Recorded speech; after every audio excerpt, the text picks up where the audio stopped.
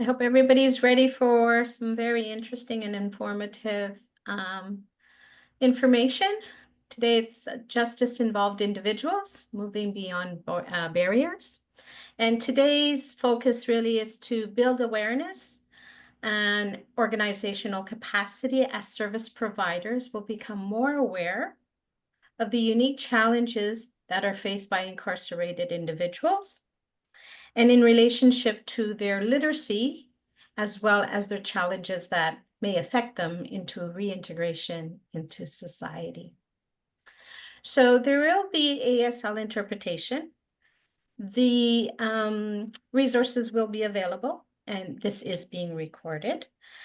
I would like to just mention that our agenda has a slight change to it. We are going to start off with John from the Toronto Workforce Innovation Group, which is known as TWIG.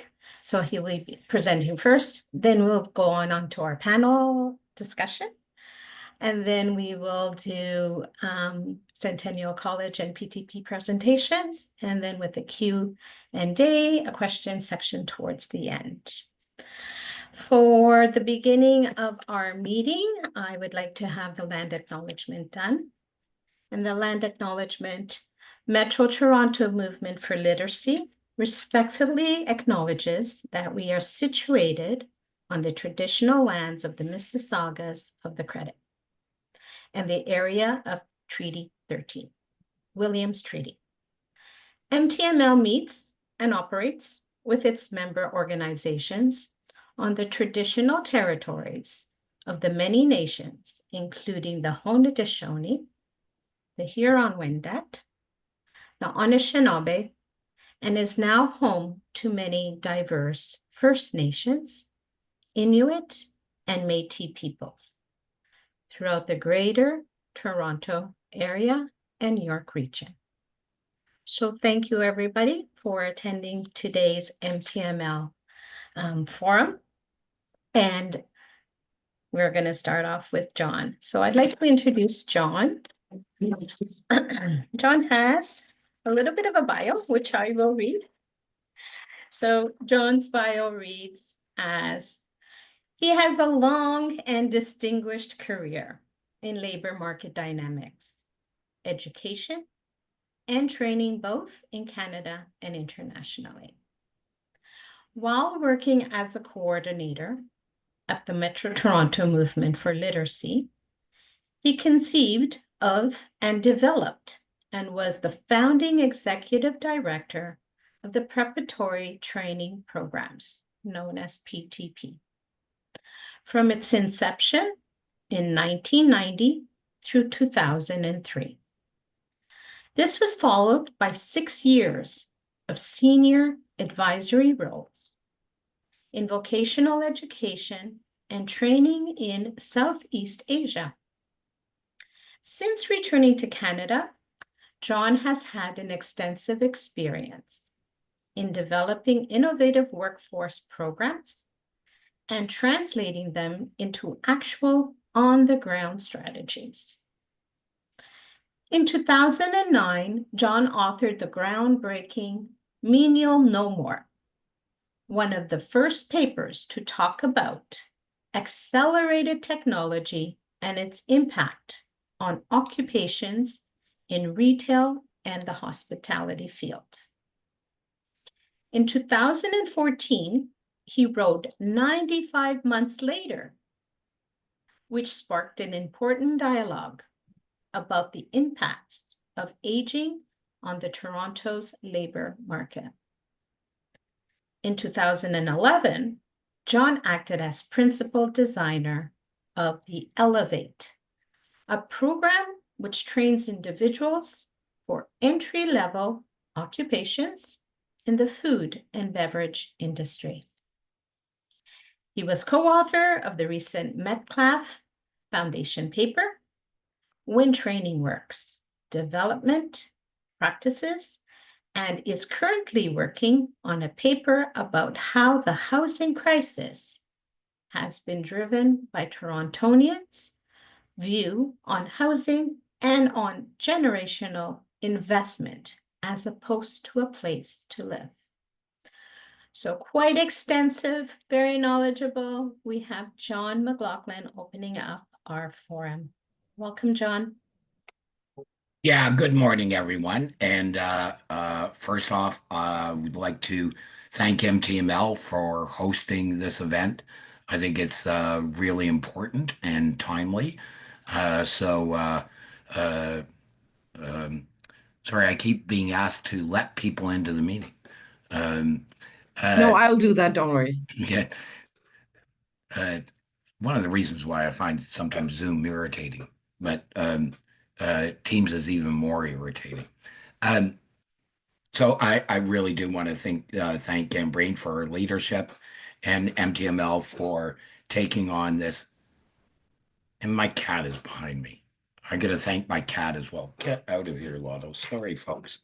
Um, uh, for hosting this important event. Um, I've been sort of ruminating over the past couple of days. There will be more knowledgeable people speaking than me, but I do know in developing Elevate Canada in the food manufacturing industry that the issue, which was designed and still operates for folks who are long-term OW recipients, that approximately about 35 to 40% of all of the individuals we accepted had criminal records or were ex-offenders. And it was a major issue. The reality was a solid portion of the employers would not take people with a criminal record. And we had to, there was really nothing we could be able to do to ascertain even in advance if it was going to be an issue. Um, and drilling back even further back in history, and Anne Marie, who was at PTP many years ago, and Anne Marie, I don't know if you even remember some of the conversations we had about whether we even would. And now I cringe when I think about it. Even allow ex-offenders into the PTP program in its early years, right? I think we arrived at a don't ask, don't tell. So not only was there issues in helping people get employed, but also questions, in terms of an agency, which again, I look back and I go, what the bleep were we thinking? All right. So, anyways, with that said, can I share my screen? Yes, that's why I made you the co-host. Oh, no, well, shame on you. Uh, Let me get to it. Oh, okay. I'm not sure why it's not giving me that. Oh, there we go.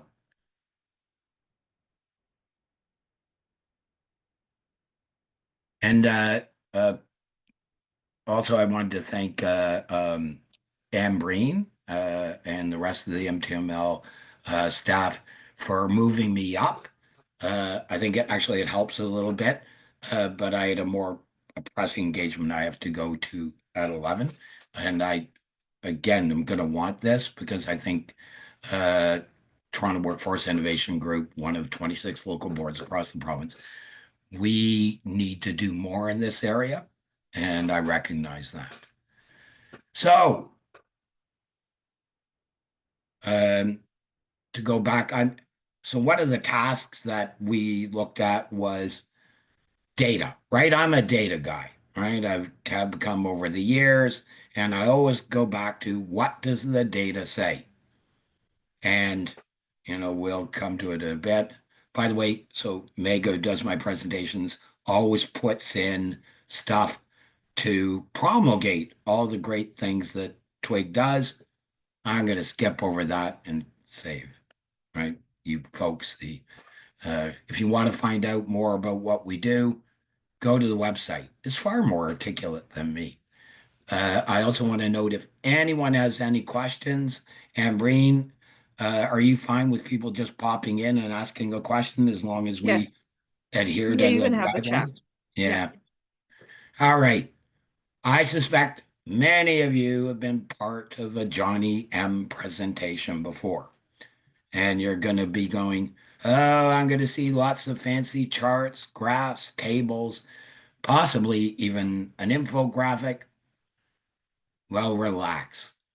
There are not any of those coming. And why? It's because, unlike other jurisdictions, we have almost no data.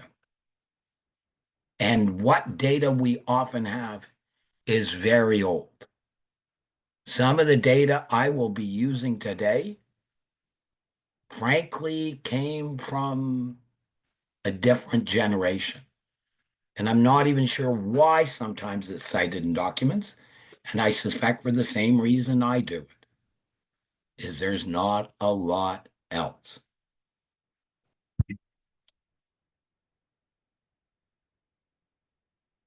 So, but there are some things that, and in many cases, I suspect people who are familiar with ex-offenders or those who are in institutions that will be aware of this.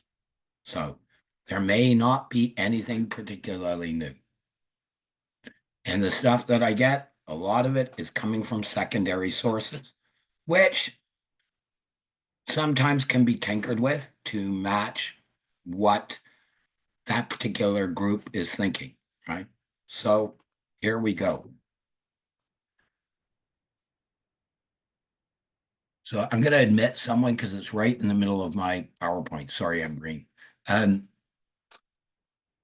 So Statistics Canada, right? The keeper of all data across the country.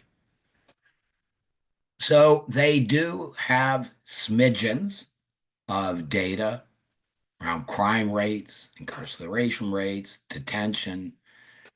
Through Juristat, there is some demographic data, but not much. And again, if I sound like a, hit and repeat,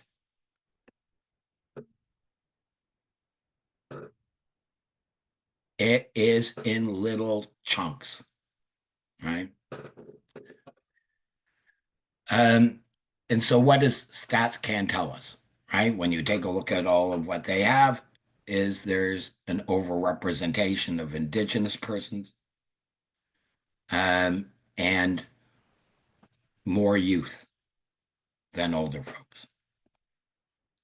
We also get some data from Correction Service Canada that gives, again, snapshots on demographics with sort of more of a focus on mental health, recidivism. Look, they talk about recidivism rates, but they don't necessarily tell you how or what worked, right? We do get profiles of offenders in federal custody, again, vague and often very old data. And Public Safety Canada as well, which does research, but is either the research is very narrow or it's very broad. And again, there's not a lot of data, right? The old line, which I use, I think almost every presentation, is what works for whom and under what circumstances. All of the data is completely bereft of that, right? Like, so this is, almost like John's presentation on we need data, right? And so, of course, like I do around everything, I go and look elsewhere, right? Not that we can use this for the presentation, but I say, okay, what are they doing in the US, right? Now, of course, and this won't come as news to anyone, the incarceration rates in the United States are significantly higher than Canada. That is partly true of the UK and, kind of on a par. with Australia. But all three of those jurisdictions, I could do an incredible presentation, right? On, again, this, boy, a lot of people coming in. I can tell you a lot about age, culture, race, type of crime committed, yada, yada, yada, right? In the US, you can get pivot tables, all sorts of things. UK, very detailed reports on how they were able to reduce recidivism rates, so on and so forth, right? Australia, the same thing. We have no equivalency in Canada, right? And why? Well, some of it is done under privacy laws, right? That would limit granular data. Of course, there would be ways of offsetting that, but it's not being done.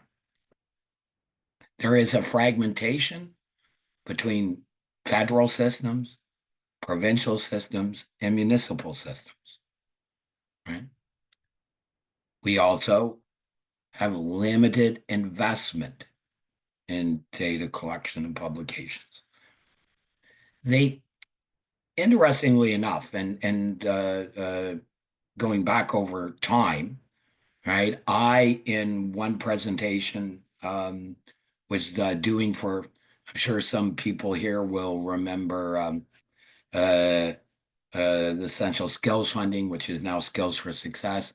And I was doing a big presentation to a number of the directors at ESDC. And I think, sort of on the state of adult education, and had a variety of slides on different things. And I had several slides on ex-offenders, and I was told to remove it, right? They didn't even want, the federal government didn't even want the directors. That's not our job, right? That's not something we are investing in. And again, that was what I think maybe 7, 8 years ago. The only, and I was very interested when McNaughton, the provincial minister of immigration, labor training, skills development, whatever other portfolio he was taking on at the time, did raise the issue. And it was one of the few times I'd heard a politician of any political stripe in charge of a ministry that can do something about it, talk about it, right? So what does this mean, right? And why sort of my plea is we need more data, is it hinders accountability, right? And so I was going over Corrections Canada's most recent, very detailed, very long report on their impacts over the past couple of years. And so, like I often do when it comes to very, very long PDFs, I start entering in keywords, right? So I decided to type in literacy. I think there was 2 mentions of literacy, and one of it was under the context of digital literacy. I entered the word training. Now there was lots and lots and lots. I think there was over 2,000 uses of the word training. But, and I'm not trying to sound facetious here,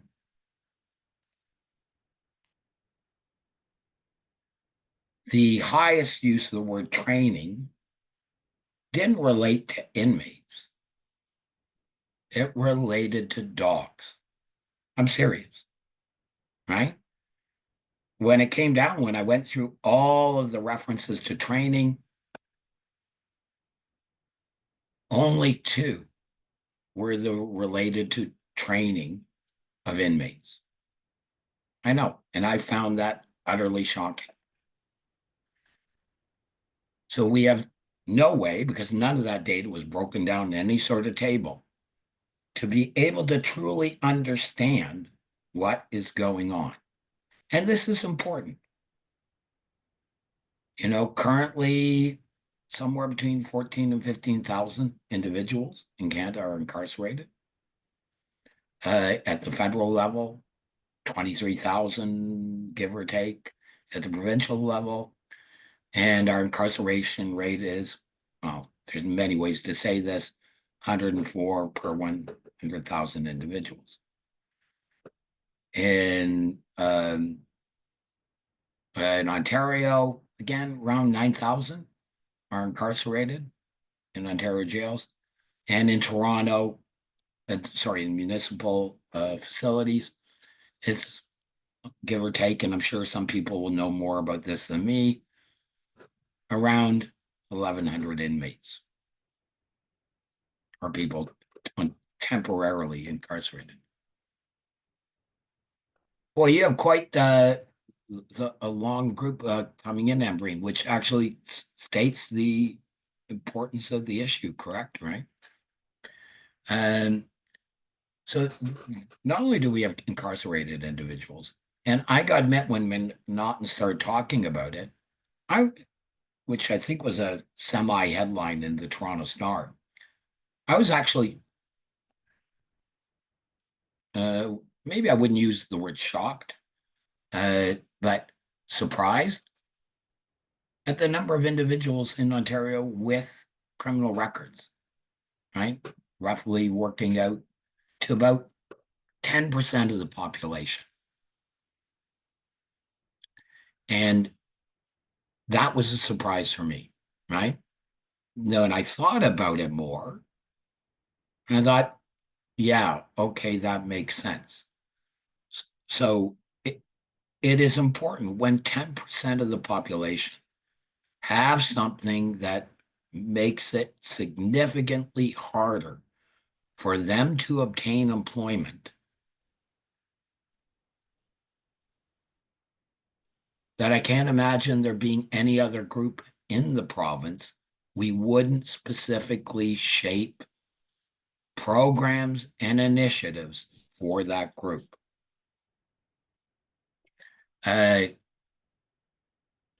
So 85% of those with criminal records are males. Women, it's about 15% have criminal records of some sort. And the barriers it creates, and again, I'm stating the obvious, right? You've got limited job opportunities. We've tried to do some work, both at Twig, we're currently doing on what percentage of jobs do criminal record background check.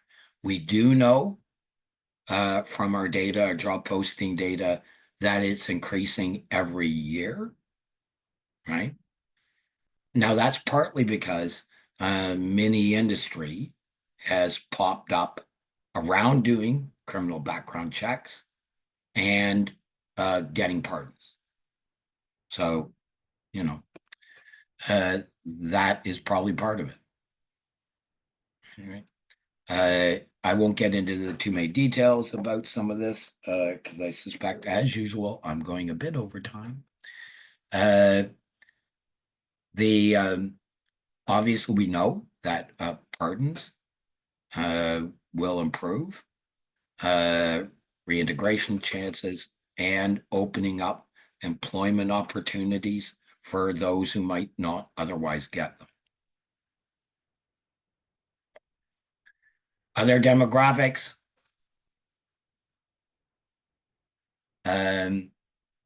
Indigenous people make up 5% of Canada's population, but 30% of those who are federally incarcerated. So they're vastly overrepresented. Even more so when it comes to Indigenous women, right? When compared to both the population as a whole. Oops, now I got to go back. Sorry.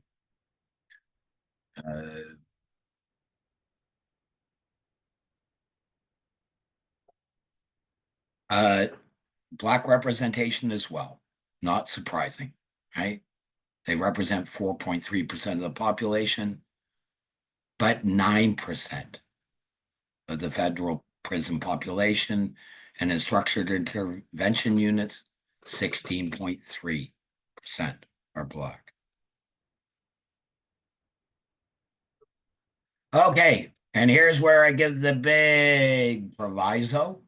Some of this data is very old. I mean, old enough that I would have looked significantly younger. There would not have been any gray in my beard, or I might not have even had a beard.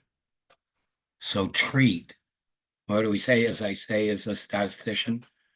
Treat this data with caution,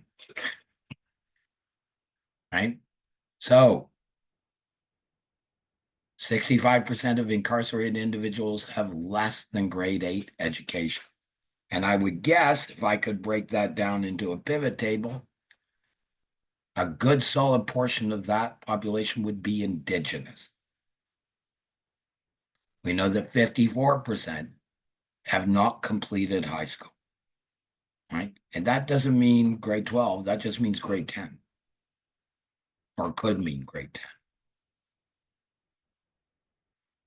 So we, again, most of them are male.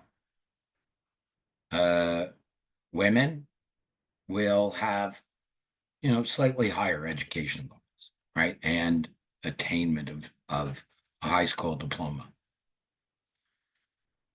And again, I'm going to say, really treat this with a caveat, because the data came from, I think, 2008.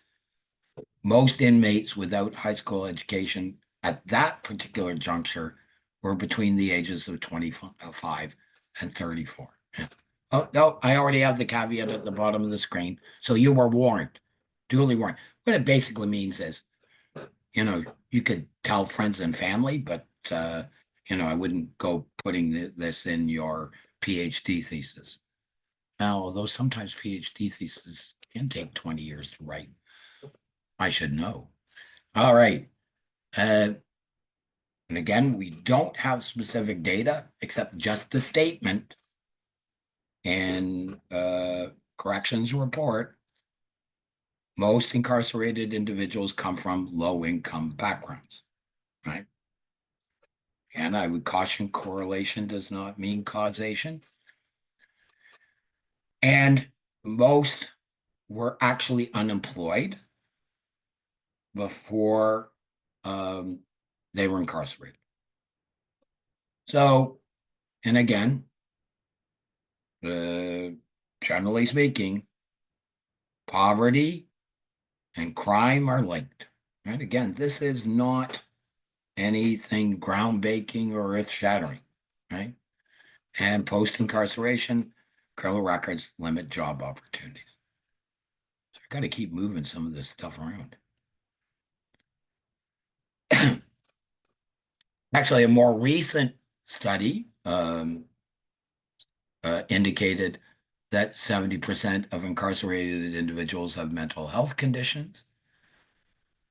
My first question in reading the report was, which would be really important to know, is did they have underlying mental health issues before they were incarcerated, or did those mental health issues emerge after they were incarcerated?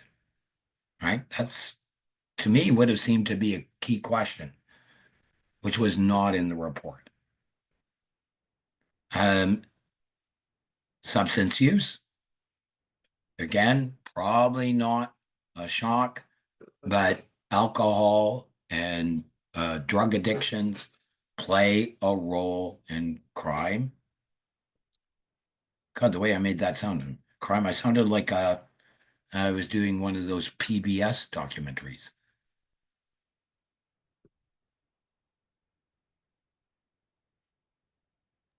So, Sorry, John. yeah. Just letting you know it's almost 30 minutes. Oh, okay. I'll quickly go Yes. through it again. You're going to share Okay. this slide presentation, Yes. right, Embry? Yes. All right. Yeah. Just as I get to the positive stuff, right? So we do know, even though the data from Corrections Canada do know that those who participated in a literacy or vocational program have a lower recidivism rate, right? And there's lots of indications through international literature and elsewhere, and I'll touch on that in a second, that it can really break the cycle, right? If proper training, jobs ready skills, so on and so forth, can really break the cycle of recidivism and incarceration, right, for the individual. We also know, and I will get to that in a minute, that programs that are comprehensive, right, and this echoes throughout all of the international literature, that deal with mental health, addictions, vocational skills, literacy skills,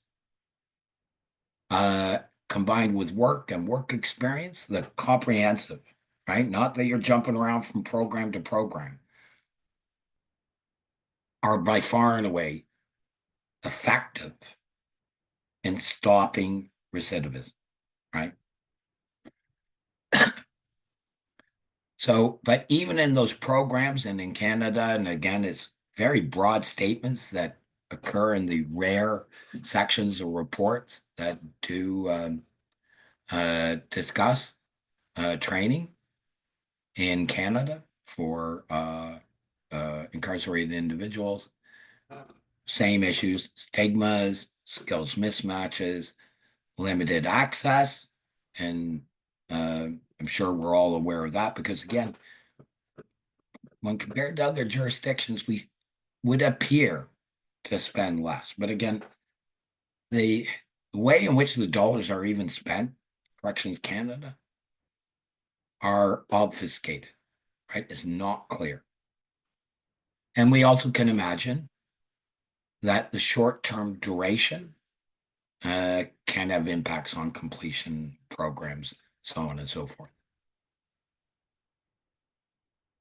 So we've got, what are the big issues in Canada in particular? Funding limitations, participation rates. Actually, when you look, and of course that could relate to the funding limitations, not a ton of inmates participate in programs, right? Even less so for women, right? Now that's partly because of the lower incarceration rates, smaller facilities, so on and so forth. Right? High school equivalency, and I know, and Brain, before you send me off a snarky email, which I would be well deserved. People, Ambry never sends me a snarky email, as I know it's not the GED anymore, but in the literature, it's still referenced the GED, and I have not a clue what's going on in the other provinces around the GED. So I know what you're also thinking. Not knowing about something has not stopped John from talking before, but I will on this issue. So we do know that the GED, especially in other jurisdictions, has had really positive impacts, right? And there's lots of data in the US about that. Feel free to read it yourselves, but the GED is an important element, right? And we'll go over that. Won't go over that. And I will leave it at that, right? So I will return to, there are some, and another time, again, I was poring over the literature. There's like endless and reams of data of the US, obviously different demographics, different rates of incarceration, of which we should be thankful for. But I guess, would that change when we become the 51st state? I don't know. Feel free to talk amongst yourselves.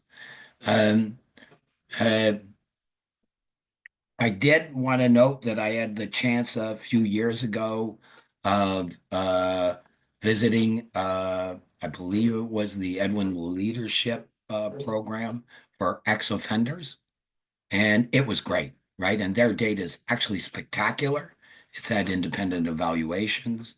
Um, it is a social enterprise. Um, the night I was there, it was packed. They run restaurants. Um, uh, it was really enlightening. And we're doing things that I would think might be a challenge in Canada, but maybe well worth the challenge, right? So I'm done. The least data presentation I've ever presented. But I will take questions in whatever way in the approximately 1.5 minutes I have left, Ambry. Sorry, John, could you stop sharing so that people can see you? Yeah, there we go.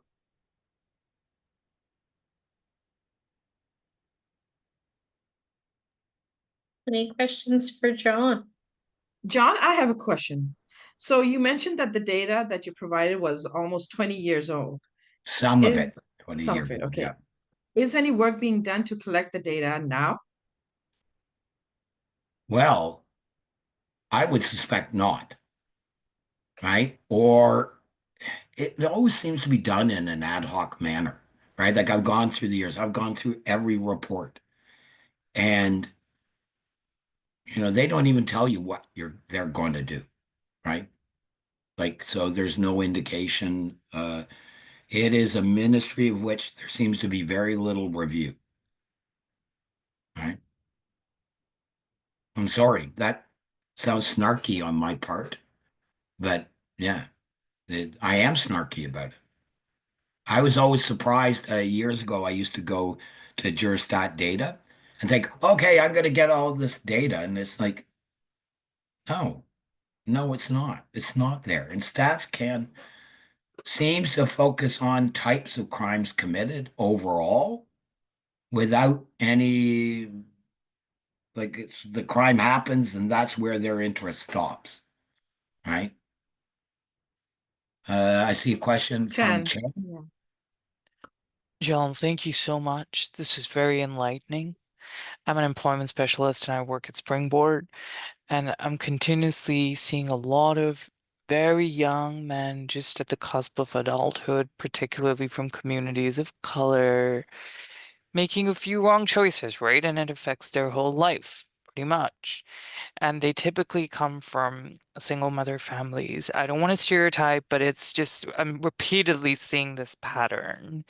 So, what is the first step that I can take as an employment specialist to kind of get them back on track so that they don't go astray, they don't continue down that life, inspire them, maybe, give them hope in a way, because there are so few resources available to them. What kind of a job am I going to get them anyway? Even in construction, the funding is drying up.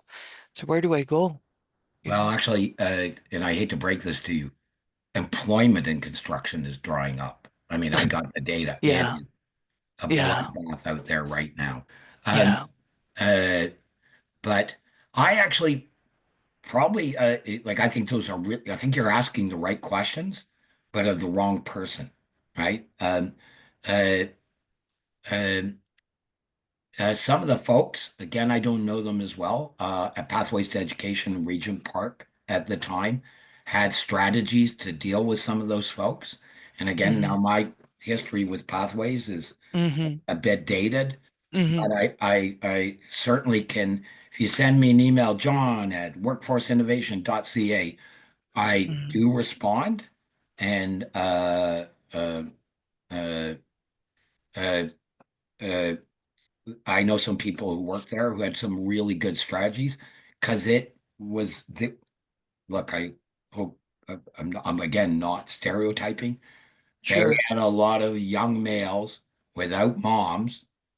That actually is what how the program was developed in the first place. It was Right. for young males without moms who were involved in criminal violence. So if you Right. reach back, they had some real strategies they did with those folks. Sorry, which organization is this? Pathways to Education. Thank you. There's also just another quick organization I'd like to mention if this is useful to Yeah. anyone. It's called the Oaks Revitalization Agency, of the ORA, and they kind of help people, especially young teens Yeah. and people like that within a certain age group, get back into the trades or military even. But that's pretty much the only viable solution I've been able to come up for this. Right. I don't see many prospects, to be honest.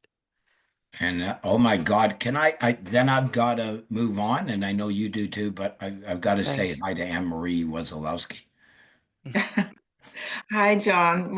What a blast from the past day. It's got to be 20. Oh, yeah, whatever. I So know we're great to really see you, Anne-Marie. same here. And I know we're really short for time, but I just wanted to mention, and you're aware of this, I'm sure. So the Ministry of Labor, Immigration, Training and Skills Development, the long handle, 3 years ago, they implemented through the Literacy and Basic Skills Program, the Corrections Literacy Initiative, right? Yeah. And they piloted a number of these initiatives across the province. The data, though, was not collected separately. So the agencies that delivered it kind of, because of the confidentiality of it, so it was collected separately. And then a year ago, they actually included the data in their case management system, so it would be generated within the reports. However, it wasn't separated. It didn't clearly say LBS Yeah. learners Yeah. and literacy learners. So you're absolutely right. There's no concrete data for us to even refer to get a sense of, number one, are the corrections literacy initiative activities generating some outcomes? Not that I expect to have major outcomes within 1, 2, 3 years of a pilot, but for us to even gauge what's working and for whom, which is so critical to tailor the program better, it just isn't happening. So maybe Yeah. we need to try to reach out to the ministry in terms of a better way of collecting the data, so the program is developed in a better way. Anne-Marie, what a great way to end. And I got to just do a quick follow-up. That is not just true of ex-offenders. It is true of all of the Employment Ontario data. It's all in separate boxes. You can't break it down. Like I can look at those 18 to 25. I can look at those that are black or Asian or whatever, but I can't actually break it down by age, uh, race, or anything of that way, or whether they went into an apprenticeship, right? Like it's just the data is just the polyglot, right? You can't break it.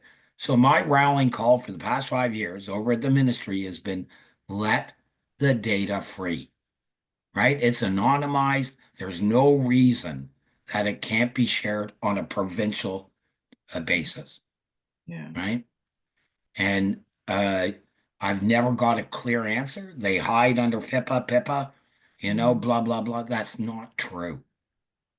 I know it's not true. Mhm. So let us start to understand what works for whom and under what circumstances. Let's just take the last question that Paula put in the chat, and then we'll move on to the panel discussion. So what would be the challenges to collecting more data? I would think that there are a lot of hoops to jump through, or authorities that would need to sign off on future studies. Then I wonder if there would be tensions about the kind of data as well. So I'm eminently familiar with privacy legislation and data collection. There are some sets of data, again, because nothing can be identified, right? That can be shared locally, that could be shared regionally, and that could be shared provincially. You'd have to clean the data, right? StatsCan does this every day, right? It's not hard. The hoops are not gigantic. There is no reason why you cannot do this, right? All the data has to be done is anonymized. And by anonymizing it is you can't be too specific. But in most cases, like basically what you can't have is the data that would allow you to specifically say, hey, I know who that is, right? And general rule of thumb is 10, right? Like you need to have a certain number of records within a certain area. But provincially, most of EO's data could be shared. There might need to be things that are going to have to be redacted. There's no reason why it couldn't be done. I've sat on panels about this. It is a willingness to share. And it also because, frankly, and I don't care, I can get fired for saying the following. The government doesn't want to be really held accountable. And in many cases, programs don't want to be held accountable, right? We need accountability. And I'm not talking about like the thumb of whatever coming down, but use data for program improvement, right? So that we can sit around. Wouldn't it be great if I had a PowerPoint and I'd go through it quickly and I could tell you some things and I'd say, hey, Ambreen, we need to form a committee, look at the data and figure out how are we going to improve this data over the next 5 years? Wouldn't that be sweet? Right? Data is your friend. Data can help. But when data keeps being pushed upon us as accountability from government, as opposed to us holding them accountable, that's a one-way street. Because I think I can say, everyone here, how much do you want to improve your program? All raise your hands. I think most people do, don't they? Right? What we do, we know it's not perfect. So one way is evidence, right? I always I'll quote Norm Rowan, right? And one of the things they had at Pathways at the time was rich data, right? And because Norm would say, hey, look, I want to know what's working for left-handed water skiers born on Wednesday, why it works for them, but it doesn't work for the right-handed water skiers born on Tuesday. That's an important question. We should be able to answer those kind of things. All right. Thank you so much, John. All right. And please share this because I want to listen to the rest of it. I think I will. many individuals are going to have better, more important things to say than me. Yeah. Thank you so much, Thank you, John. John. It was We great will be seeing sharing you. these. All right. Cheers, folks. Cheers. All right, so we're on to the panel discussion. We have three representatives from different organizations. We have one from CLEO, from Howard Society, John Howard Society, and Elizabeth Fry. I'm just going to read off their bios, and then we'll have some questions that we will pose, and we'll go from there. So our first, one of our first panelists is Helen Anderson. Helen Anderson is the director of CLEO, Connect at Community Legal Education Ontario. CLEO provides clear, accurate, and up-to-date public legal information to help people understand and exercise their rights.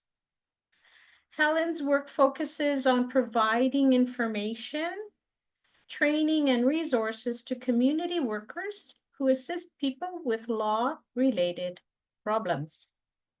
She holds a PhD in Theory and Policy Studies in Education from the University of Toronto, with a focus on anti-discrimination education. She brings experience providing education on human rights, accessibility, and accommodations, as well as labor law in the nonprofit, post-secondary education, and health sectors. Our second panelist is Taylor Wilkin. Taylor Wilkin is currently the coordinator for the Literacy and Basic Skills program at the John Howard Society in Lindsay and Minden. She also coordinates the institutional efforts of the team. She has a background in child welfare, case management, mental health and addictions, as well as ESL. Our third panelist is from Elizabeth Fry, Cynthia Richards. Cynthia Richards has over 13 years working with Elizabeth Fry in Toronto. She started as a pre-employment counselor in the role, and now she is conducting client intakes, assisting with resume updates, and supporting individuals with records of convictions and charges who are now ineligible for a clear vulnerable sector check. She facilitates individuals and group counseling workshops on life skills, as well as self-esteem, time management, financial literacy, self-advocacy, health, and wellness. The workshops are aimed to address barriers to employment, education, training, and reintegration for vulnerable clients who are impacted by the criminal justice system. She also facilitates individual record suspension counseling, where she helps her clients determine their status under the Criminal Records Act, assessing their eligibility, and supports them in filing the applications for record suspensions, formerly pardons, with the National Parole Board of Canada. Her professional development includes training in harm reduction, addiction, race and employment, peer leadership, mental health first aid, trauma-informed counseling, cultural competency, financial literacy, and navigating the criminal justice system. Thank you to our panelists for being here today. I will be posing some questions, and it is open to whoever would like to answer or they seem best fit to the question. So my first question to any of the three panelists is, at the facility, what barriers do individuals face in accessing literacy? So it's open to any of the facilitators. I don't mind speaking on this. Thank you. So for, my team who enters Central East Correctional Center, something we found as far as barriers for our clients who are within the center is that it's genuinely hard for us to get in there. Regardless of us doing our best to bring our program to the jail, we are often faced with restrictions, a great deal of restrictions. As far as, often they are on lockdown. Sometimes we'll show up and then be asked to leave. We are incredibly limited on what we can bring into the facility with us. So as far as what resources we have to offer them, is little to none. So we are having to be very creative. We are so limited as to, we can't even bring in a notepad which has a binding. We can't bring a full-size pen or pencil. Obviously, we do not have access to any of our electronics, which we would typically use in-house. So we have to be very creative in how we are accessing our folks in the institution, which of course causes a barrier for those who are living within the institution. This is something we're constantly having to work around and do our best to give them the best possible service that we can. Getting in there is tricky, though. It is tricky. And people move around a lot, or they're only there for a short period of time and then they're gone. So now they can't access us to get those services, which they expressed a true interest in having. So that's definitely a challenge that we for sure face. I'm not sure if anyone else wants to speak on that, but that's our experience. Thank you, Taylor. No, that If I may very much, Cynthia. If I may piggyback on what Taylor said, I also provided before pandemic programs at Vanier Center for Women, and some of the very things that you mentioned, they were huge barriers as well. Also, again, the programs, who approve the programs that we want to introduce into the system. And I also find that when I'm on vacation or I'm sick, then the women, we serve women at Vanier Center, did not have someone to go in. So in future planning, if anyone on the panel, if your organization are thinking of providing programs in the facility, if you're allowed to go in, I'm thinking that perhaps it be done in groups so that the inmates do not miss chunks of time because someone rightfully is sick or have to take vacation time. Also, I find that some of the women there miss time as well because they have court. So it's either they're wet court or they're in video court. It also depends on the time of day you go to do the program.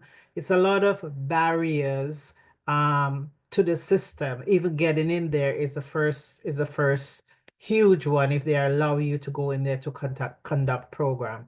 And again, John mentioned about the data, collecting the data. That's even very difficult because again, people move around a lot. Yeah. Thank you.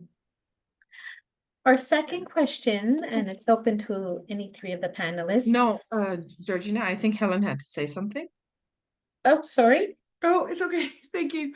Sorry, Helen. I was just going to add, so CLIA, we don't directly deliver literacy or adult education programs in institutions, but we have been connecting with literacy programs across the province that do. So programs that operate both in federal and provincial institutions. And from speaking with service providers, we've heard that there's quite a difference between the federal and provincial levels. So at the federal level, there is a central learning management system where people living in the facilities can access, it's offline, but they can access courses and learning opportunities as well as in-person programs, whereas at the provincial level, it's much more sort of institution-based. And you know, following up on what Cynthia was saying is that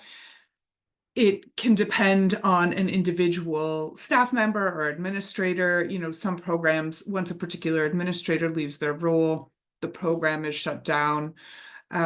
We also heard that following the COVID pandemic, that programs that did exist prior to the pandemic, now a number of provincial institutions haven't started them back up yet. And something too that one of the people we spoke to who connected with their learners to answer some of these questions, a big thing was controlled or a lack of movement within the institution. So during lockdowns, they wouldn't be able to access programming, or there are delays due to searches, or there may be a lack of staff members to actually transport them from their cell to the program or to supervise the program. And people also expressed a feeling of being stuck in the past because there isn't that internet access. And so they fear sort of not being prepared for the world when they're released. So those are some of the things we heard. Also in terms of difficulties with health, so both the effects of trauma, or illness, or other mental or physical illnesses that may require care outside of the institution can really interrupt their programming. Thank you. Many, many barriers. The second question, once released, what are the barriers to accessing? So it's kind of, we did a little bit about that, but once they actually are released, what are those barriers? I can go ahead, or unless you would like to go, Cynthia. Okay, you can piggyback on me. Okay, sounds great. So once released, let us remember that once if I don't want to say inmate, I need to find another word for that. But once a person is incarcerated, let's just say a woman is incarcerated, a single mother who had children, young children, a lot of times they lose housing. They lose access to their children. CAS become involved. Of course, they lose their jobs. And so being released from the institution puts them back at square one. And when we talk in terms of literacy, let us think about verbal literacy versus the literary part, learning how to read a document, how to fill out a document for housing, getting the support for that, being able to communicate what those needs are. So the first thing is securing housing, and most women would find housing in a shelter, temporary shelter. And then from there, they start trying to navigate the system of how do I get permanent housing? How do I get a phone? Because all of these things are necessary to even go to programs. How do I have access to internet? Because if I cannot go physically to a location to have service, can I do something online? And speaking to what you mentioned, Taylor and Helen, these are barriers. These are barriers to them moving forward right away. So it's so important for them to perhaps not perhaps it's important for them to get hooked into an organization that provides services for them, particularly if we have opportunity to have these programs in the institution. Then we'll be able to start building a relationship with them, so when they come out they know exactly where to go. But imagine someone coming out of that institution not having those help, have to look for those supports out there. Transportation is going to be a big issue. Having access to OW or ODSP and all of those things must be in place before they can even start thinking about getting into a regular program to help them move forward in terms of what they are lacking in order to find employment or career. Yeah, and then just to sort of piggyback off of Cynthia, like she was saying, so as soon as they come out, they've got all of these almost immediate barriers. So then looking into the future, we can say, okay, say hypothetically, we were able to overcome some of these things. Now, the road is still not over at this point, because now we're recognizing, okay, now I have a lack of skills potentially, or I haven't had access to the type of learning that I need to actually be able to now take this next step. So when people come to us, we've had some individuals, you know, they have been in an institution for 30 years. And now they've never even interacted with the type of technology that we now have in our rapidly evolving society. And you know, to get even a basic level job, maybe now you need to know how to use email. And maybe now you need to know how to use a smartphone. You need to know how to send messages and receive messages and all of these sorts of things. So some people truly are needing to now start from the ground up. It's almost like they're sort of reborn into our society because they've been closed off for so long. So even once you've gotten over those immediate sort of life or death type of barriers, so, you know, maybe you're feeling good. Well, now what am I really prepared for? How do I now take these next steps? And that is where we come in and we do our best to help support. But, you know, and some of these folks may have now found housing in a place that they're totally unfamiliar with. So say if you were in the institution in Lindsay and you were just released in Lindsay, but now you're actually from Toronto, but now you found yourself living in a completely different area. You know, there's so much to have to adapt to and change. It really is an ongoing journey that would take a ton of strength and resilience and support from the community. Good Taylor. Helen? Sure, thanks. So to echo what Cynthia was saying, something we heard from a lot of programs was issues around transportation and affording transportation, organizing transportation. Also, we heard about being mindful of parole conditions. So a number of people do have parole conditions that might make it difficult for them to access programs. We heard about, in one case, a learner being sort of followed by a police officer who would wait outside the program to make sure that they went in and that they came out. And so that presents another barrier. We also heard about, feelings of loneliness and not having camaraderie sort of in the community. I think this goes to what Taylor was saying. It's like all of a sudden you may be in a new community, you don't have that network that you may have had before. So that can potentially pose barriers as well.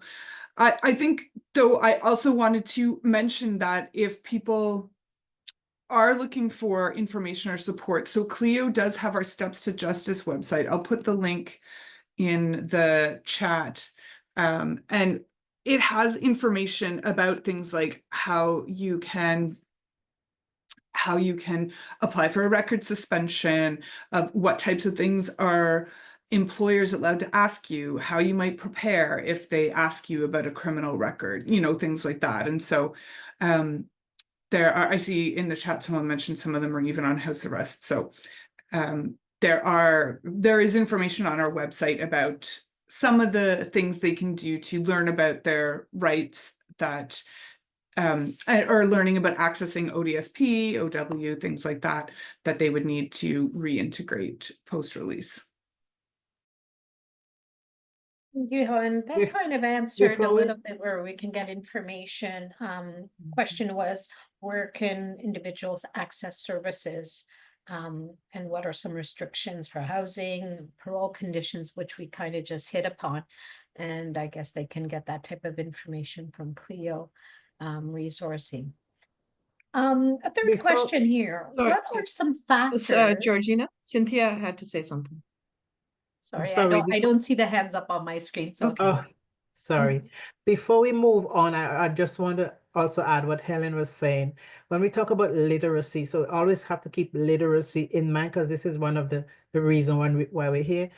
Literacy around CAS. How do women leaving the institution interact with CAS so that they do not jeopardize the chances of rebuilding their relationship with their children and having them back in their home when that becomes a possibility. So I think of literacy, verbal literacy, being able to read documents, but also knowing what to say, having that support, know what to say, how to present, how to self-advocate, and all of these will come if we have programs ready for people leaving the institution.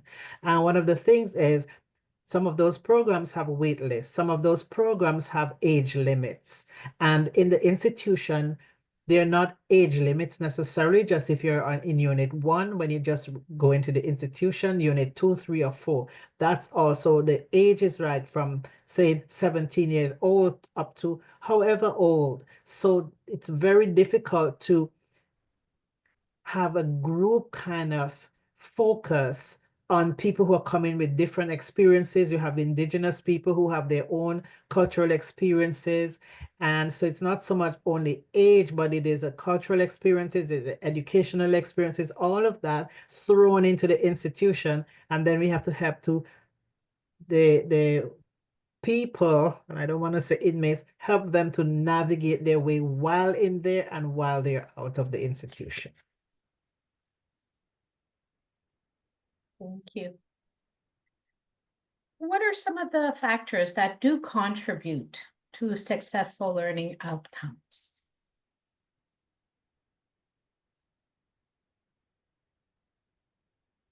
Cynthia? Anyone wants to go?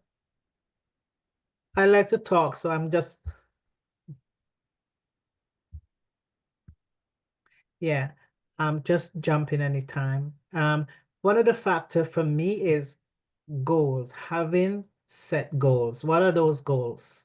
Everyone has goals, but sometimes we get railroaded by life. But just having those goals would be one of those factors for me. I would definitely jump off that and say, yeah, absolutely. And one of our jobs is helping them to maybe figure out what a realistic goal looks like for them.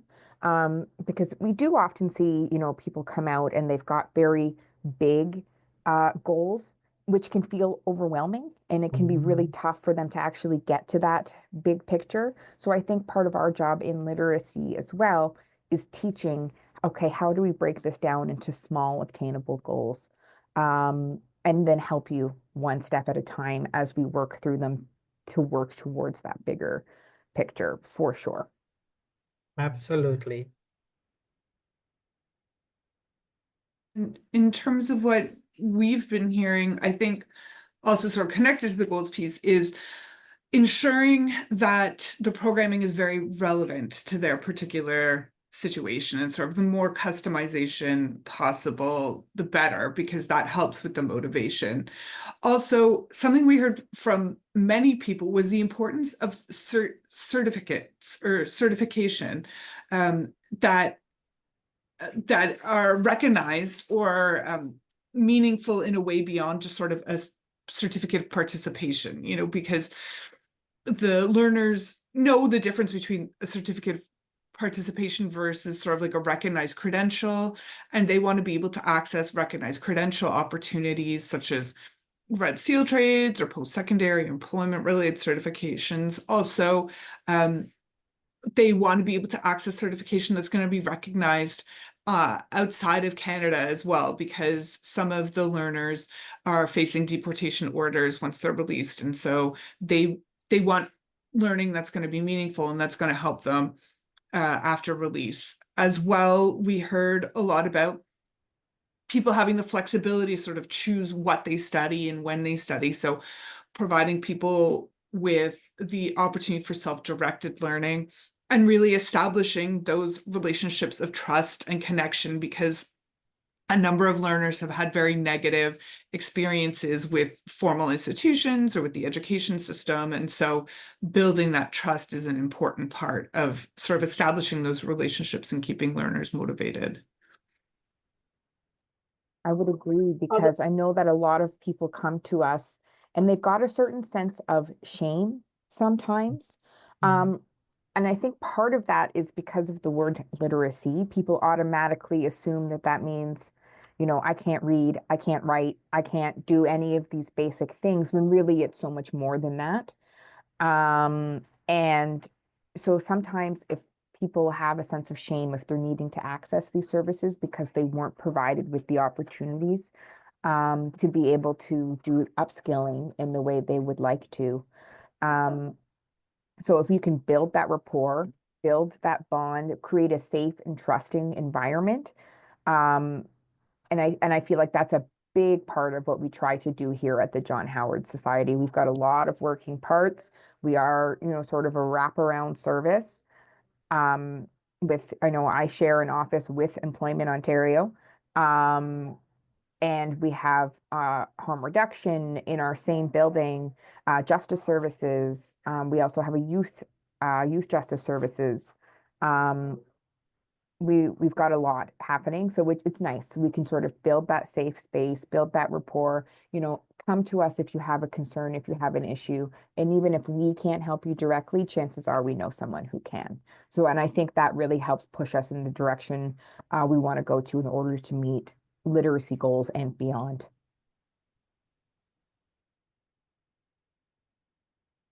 And referrals to support is also a big factor, because it's not possible sometimes that we can do this wraparound service in the way in which our clients need us. So knowing that those other supports are outside of our organization, that way we can refer clients when they leave the institution, they become our clients. And so that is very important for us to have, so that we know how to support them along the way. Length of program, sometimes clients can get very disheartened if the program in their mind is too long. Some programs go for like 12 weeks. And if employment is one of those goals that they have in mind, they would see that 12 weeks is too long to spend in a program. Also distance for the program. That is also a factor that may affect a successful outcome.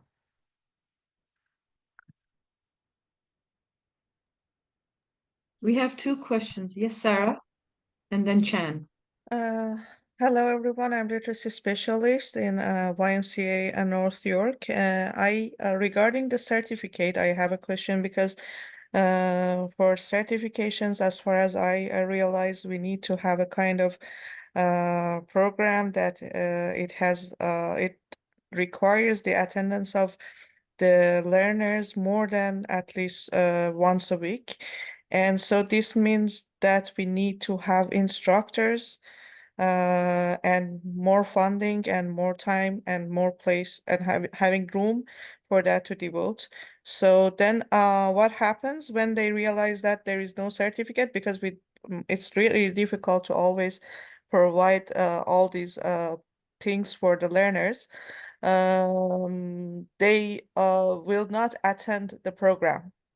So what I do right now, that I don't know if it is a good strategy or not, or if we can find a solution for that, is I'm telling them, please don't just focus on getting certificates, rather try to participate actively, even in once a week, and then try to have self-study, get help from your peers, and then upgrade your skills. Because if just by having a certificate, they recruit you for that job, but the skill is not there, so there is no use. But still, we see that they are just keep asking that, will you give us a certificate? So what we shall do?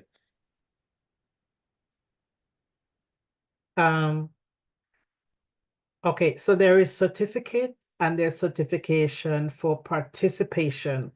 And I see it's so easy to attain a certificate of participation every time you put on a program.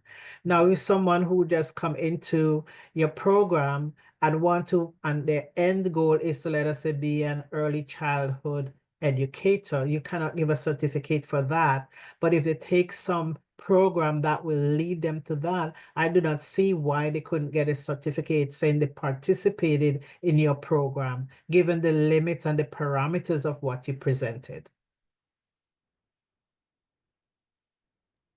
That's a great question. And just something else we heard as a potential workaround is that people are interested in reference letters as well. So even if you can't necessarily give them a certification, if you say, I would be willing to write a letter to attest to the fact that, you know, you came this often, you accomplished this much, that may be an incentive as well.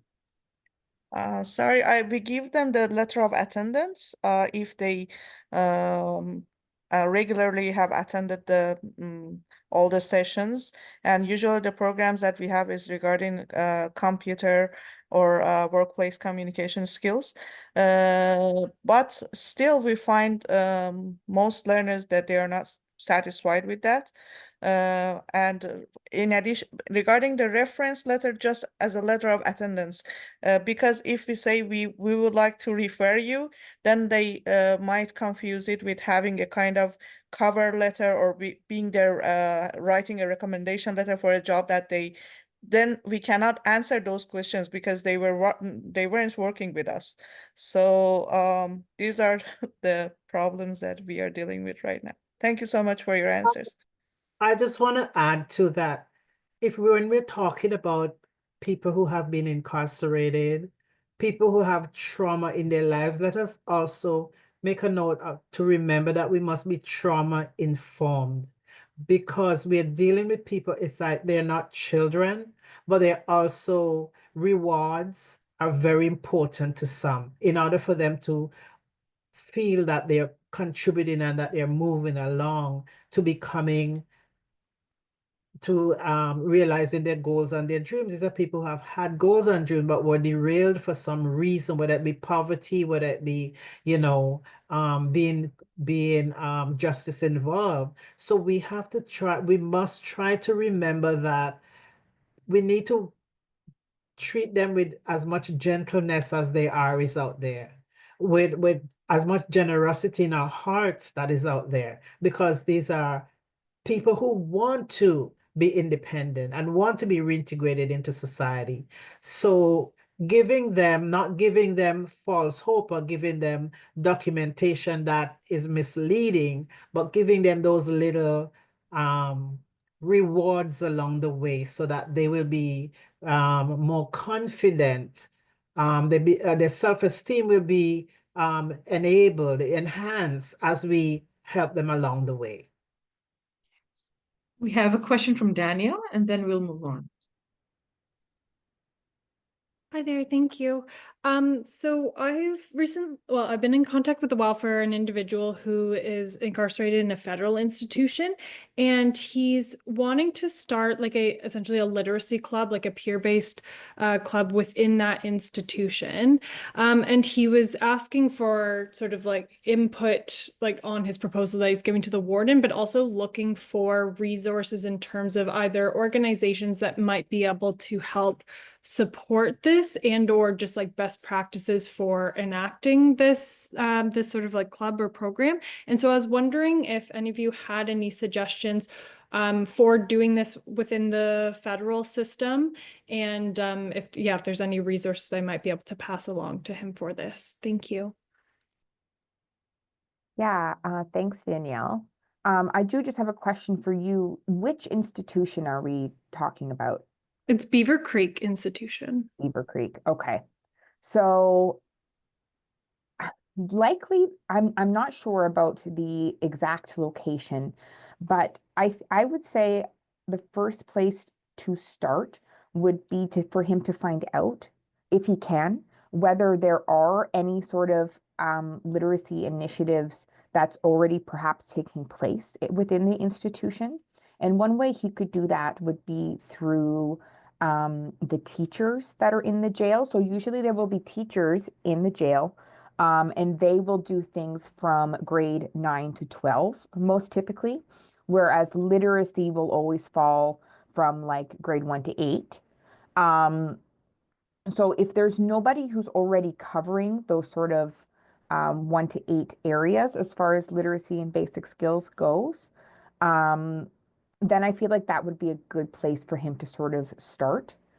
I know it's like he's trying to fill a gap that doesn't exist, and he said there was sort of a similar like club or program out of Workworth Institution that some of the folks now at Beaver Creek were aware of, and so I think they're trying to replicate that in a way, but yeah, it's filling a gap that doesn't exist currently, or just trying to like enhance the education and just give people some added support, especially if they may have like specific challenges, like let's say like dyslexia or something like that, to like enhance their education experience.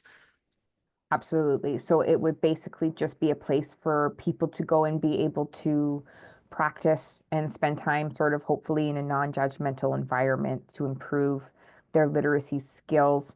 Now, he may run up against some red tape potentially, just because it will depend on what the education program that's already running in the jail is.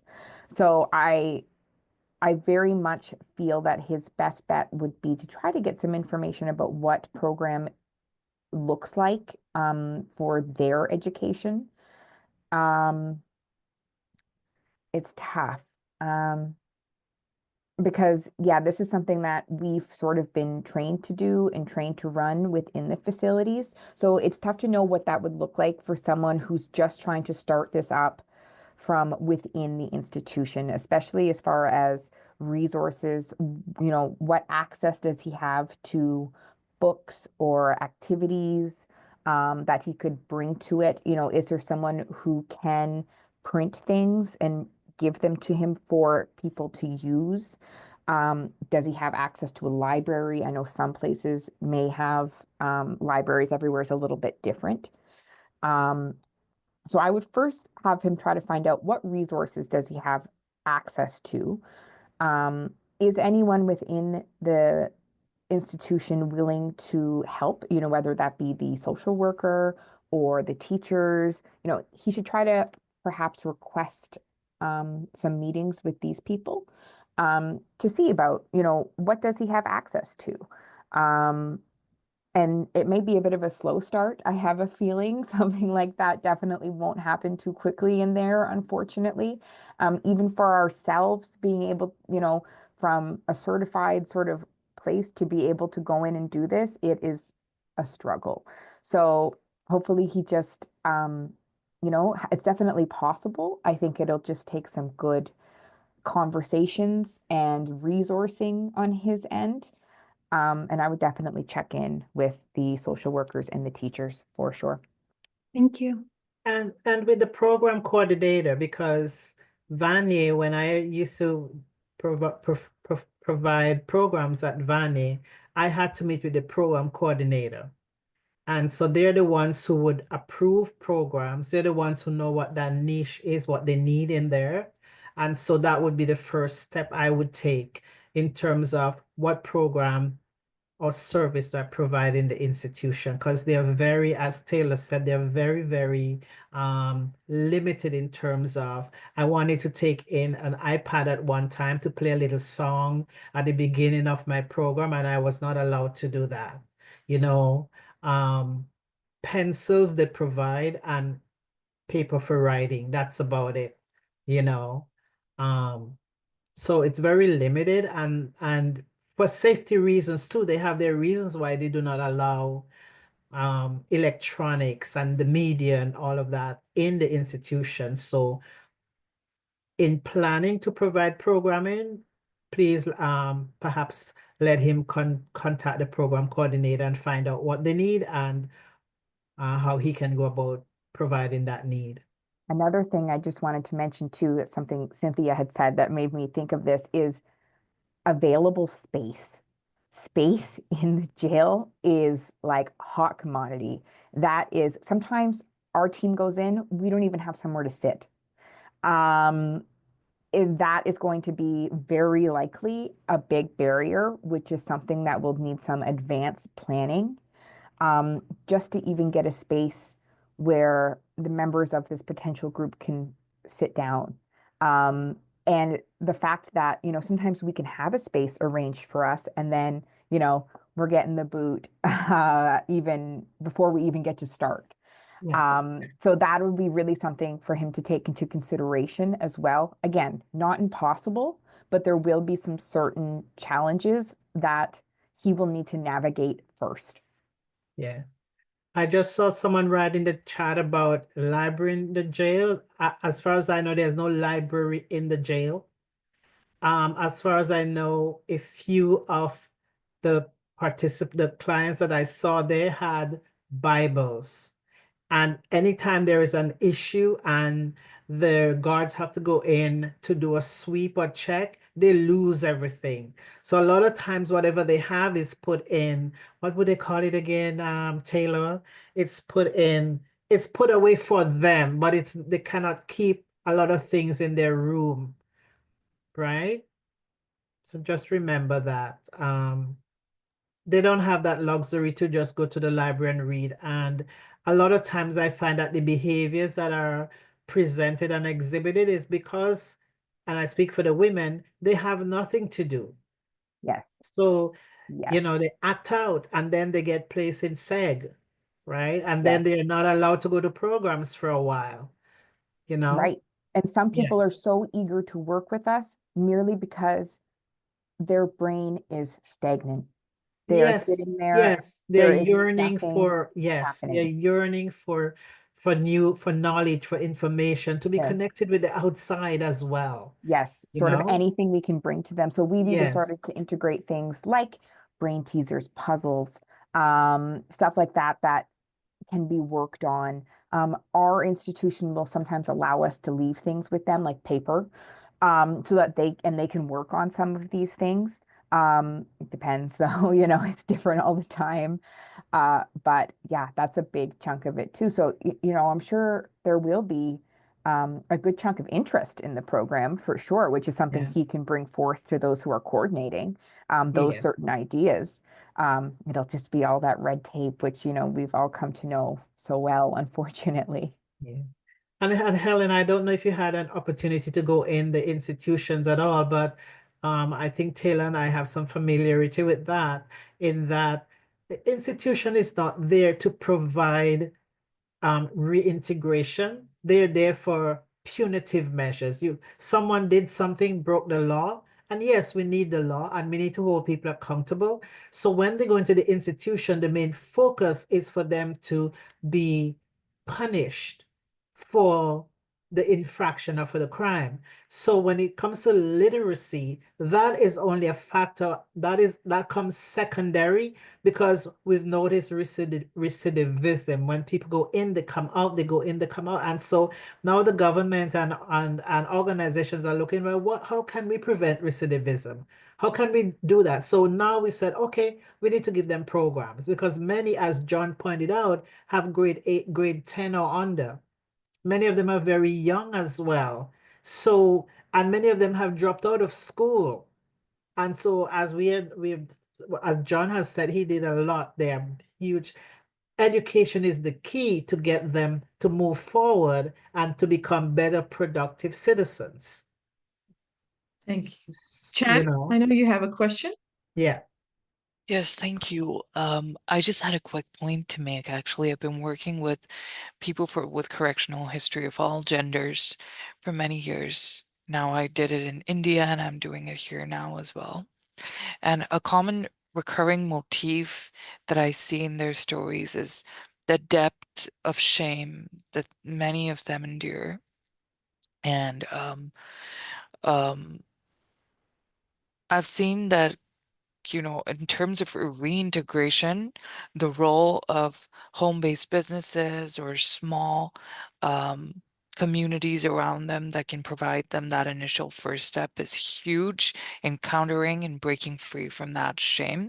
It doesn't always happen, but the very few rare cases that I've seen it happen in terms of, helping them find that little odd job in a pickle making a home-based business or sewing facility nearby has really helped counter some of that shame and help expedite the path to mental health well-being and restoring a lot of that dignity, because the community support is crucial here.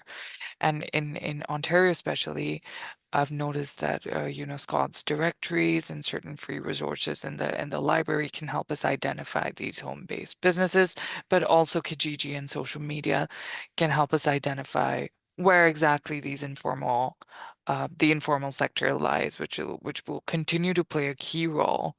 And so let's not neglect that. Let's kind of integrate that into the work search process. I'm just speaking purely from the point of view of an employment specialist here, but this has been my experience. So just wanted to put it out there. Thank you. Thank you, Chan. So we have another question.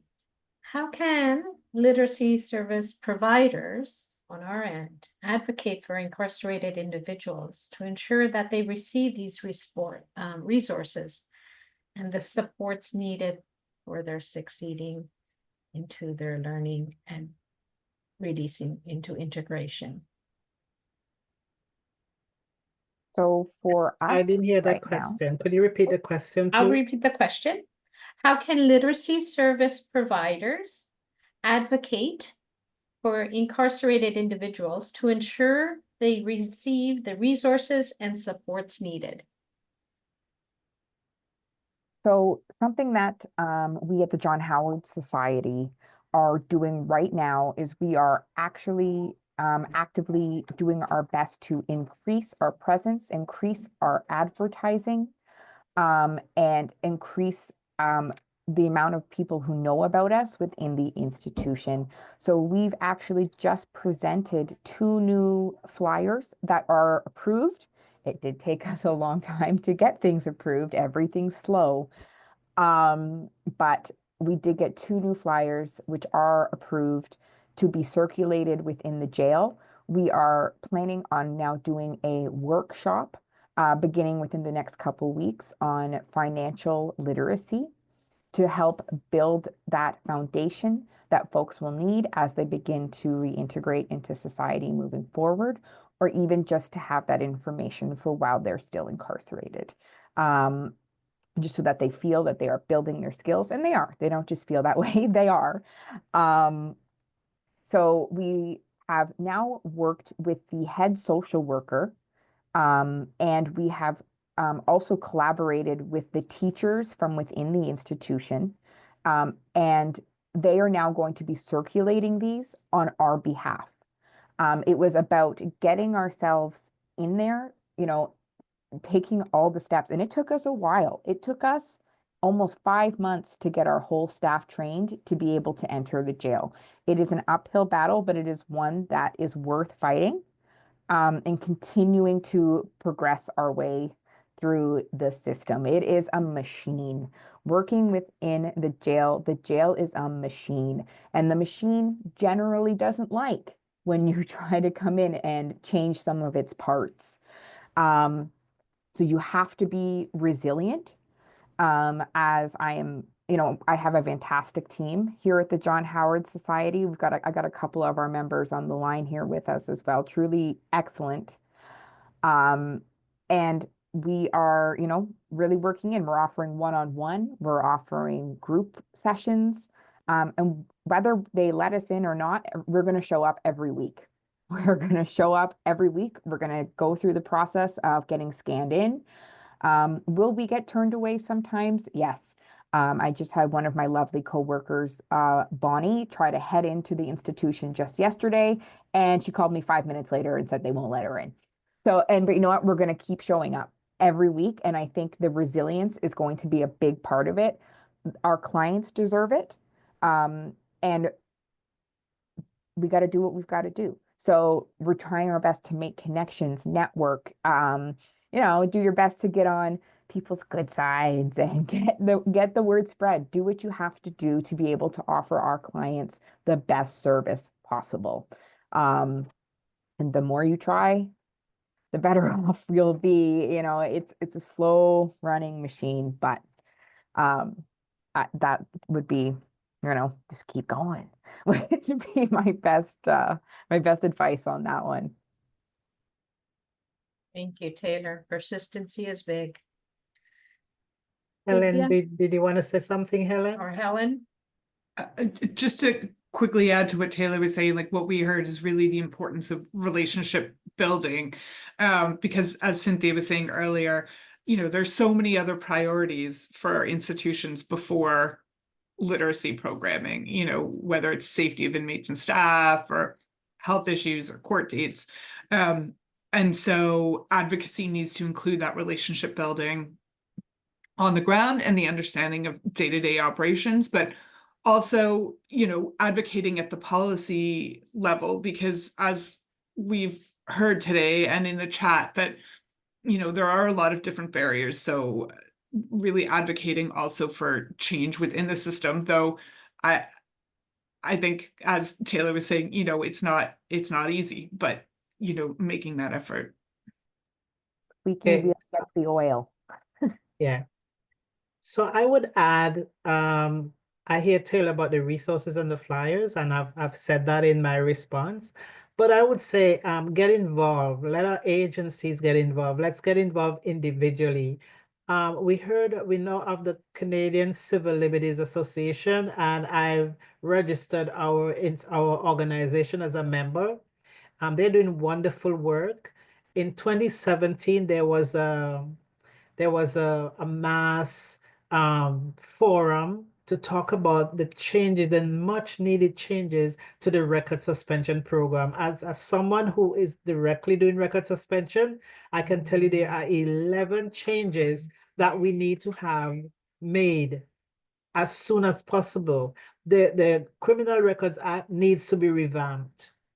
And so we are asking people to work with their councilmen, work with lawyers, members of parliament, wherever possible, asking them to lobby the government to make those needed changes so that the people who are incarcerated, when it's their turn to be eligible for their pardon, will have a much easier and smoother time to get an application in the National Parole Board.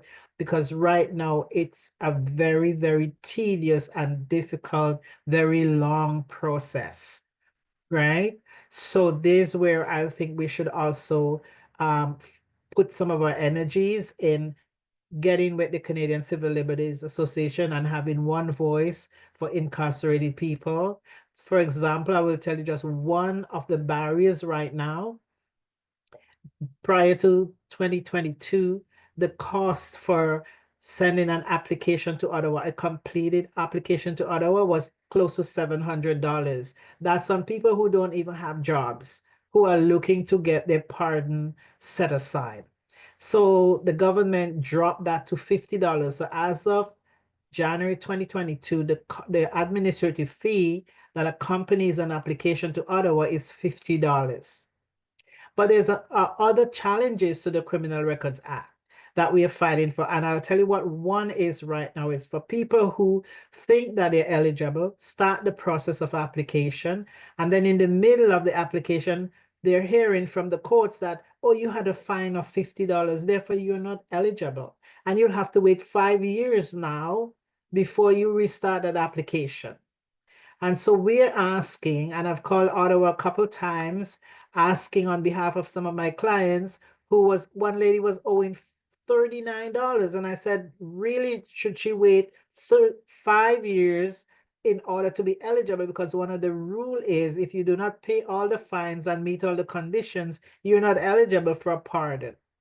And so they've told me a way around it, but we need to have a general understanding, a rule. We need to have we need to have a revision of the Criminal Records Act so that when people find out, oh, I had a fine 5, 10, 15 years ago that I didn't know about, I didn't have the money to pay at the time, and I completely forgot. And now I think I'm eligible and I have $50 standing in my way. And we want to ask that the Criminal Records Act be revised so that that person pay that fine, but continue on with their application. That's just one of the changes we're looking for. There are 11 changes we're looking for, but that one would be helpful right now.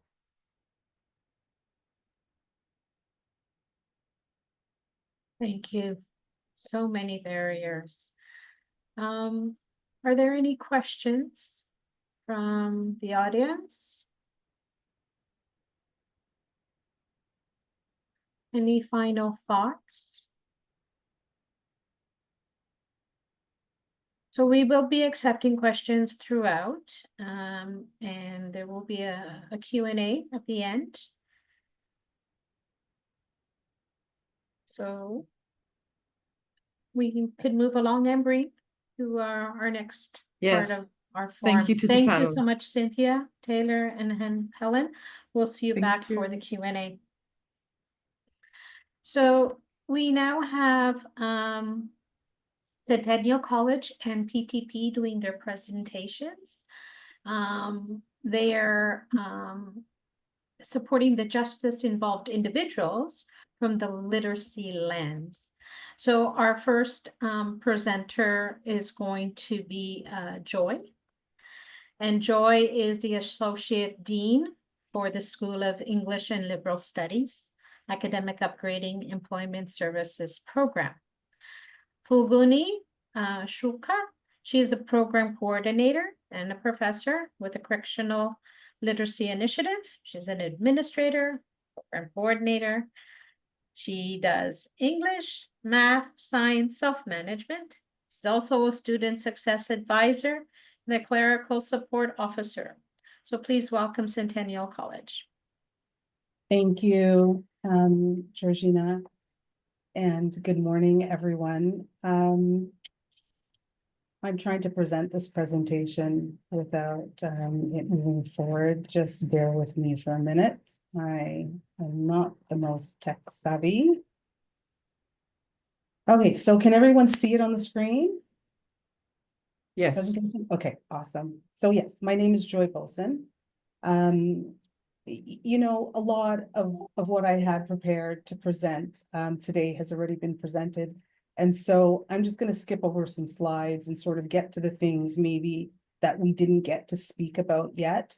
But I wanted to say that we're funded by the Ministry of Labor, Immigration, Training and Skills Development, alongside the Ministry of Community Safety and Correctional Services.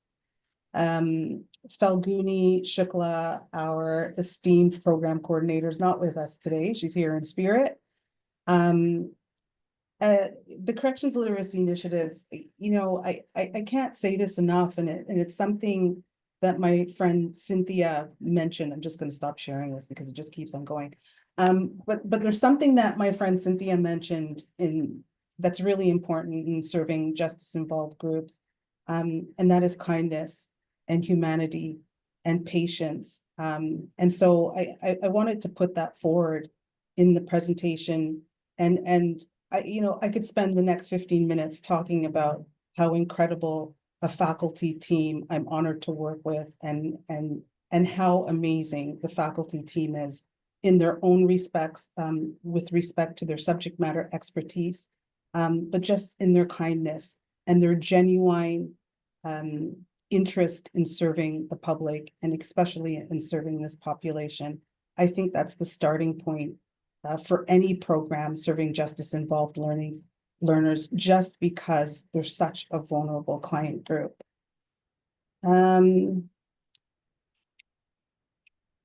I don't quite know how to do this without showing you everything at once. Just give me a second, bear with me, guys, sorry. So we operate our program within the Toronto East Detention Center. It's in Toronto, in Scarborough, in the east side of Toronto. We've been in operation since around 2017, and we've served approximately 300 students.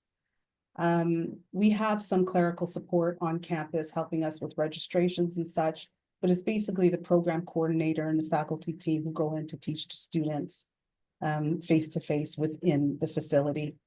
Our student population are primarily Black, Indigenous, South Asian, and Muslim. And I'm sure we've all heard about the stats and the data around this high school to prison pipeline. But there's nothing like walking inside a correctional facility and seeing how certain populations are overrepresented in the justice system. It is quite sobering. And it really propels us to put that much more into serving this population. Because I've got to say that they're incredibly resourceful, resilient. They have a lot of life experience. They're determined. At the point they want to work with us, it's because they have a genuine interest in moving forward and in educating themselves for next steps.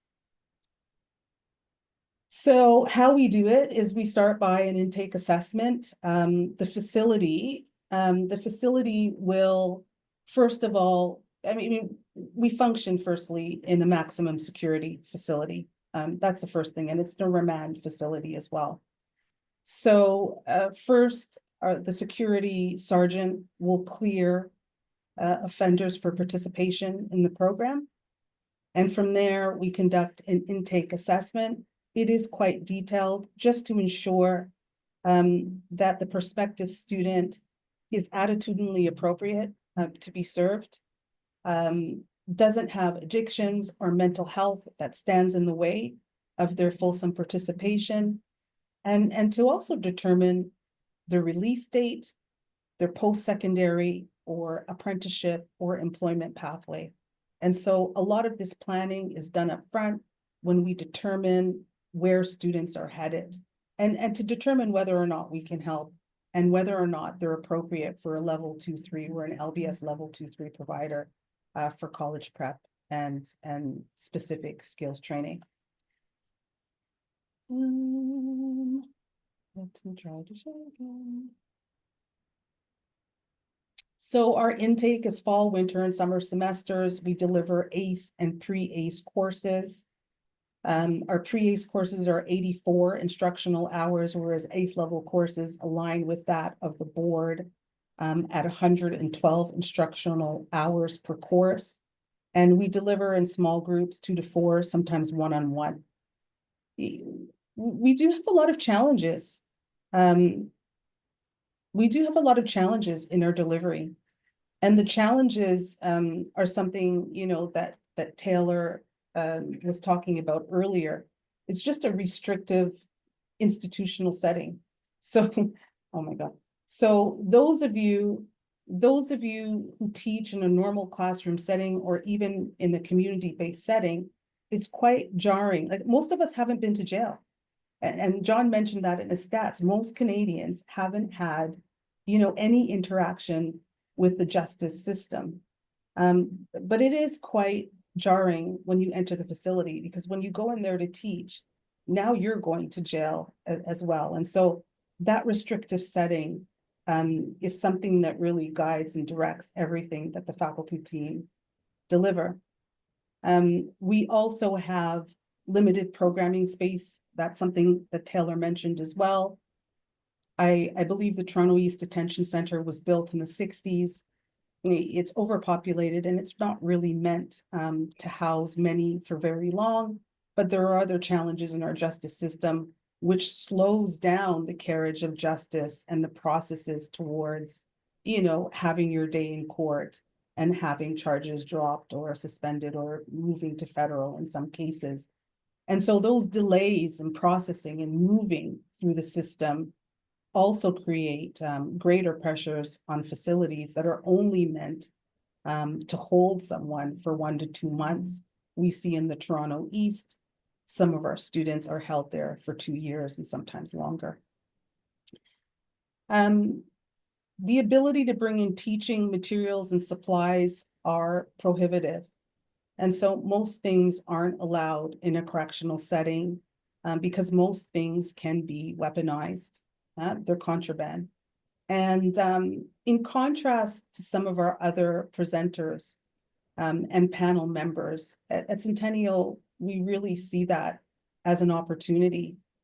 Firstly, and most importantly, as an opportunity to really connect with our students and build rapport, and to especially build trust, given how vulnerable this population is. And so, there is no teaching and learning for this population without building trust, rapport, respect, understanding the person, where they're heading, what their goals and aspirations are. And so I think the absence of all of this stuff, multimedia, internet connection, whiteboards, cool pens, spiral notebooks and devices really leave the faculty to return to, I think, and I'm not an educator, but to return to what I believe is the core of education, like most practitioners, get into teaching because they have a genuine desire on educating their students, on broadening their knowledge, on preparing them for next steps in life. And I think that stripped down with no access to materials and resources that you find in normal traditional classrooms is where they have an opportunity to go back to creativity, to building relationship, to having a lot of interaction with curriculum and with the student, to have a lot of robust discussions and discourse. Access to students is always quite challenging for us within the facility. And my friend Cynthia mentioned about this sort of punitive nature of the correctional facility, right? They're there to house and have people fulfill their sentences. And so that also impacts our access to students. And we've spent a lot of time since 2017 building a very strong, professional, warm, collegial relationship with the facility staff at the Toronto East Detention Center. And it's absolutely essential to also start there in building relationship, because only then you'll be able to identify the correctional officers that have an ethos for educating offenders like we do, and have that passion and desire and humanity and kindness to see that once someone passes through that system, they can make a meaningful contribution to society for themselves and for all of us in community. Student readiness for participation is something that we sort during the intake to determine motivation and willingness to stick with the curriculum. I'm going to share screen again. And so now, if you can see that, I would like to play a short, I'd like to play a short video for you.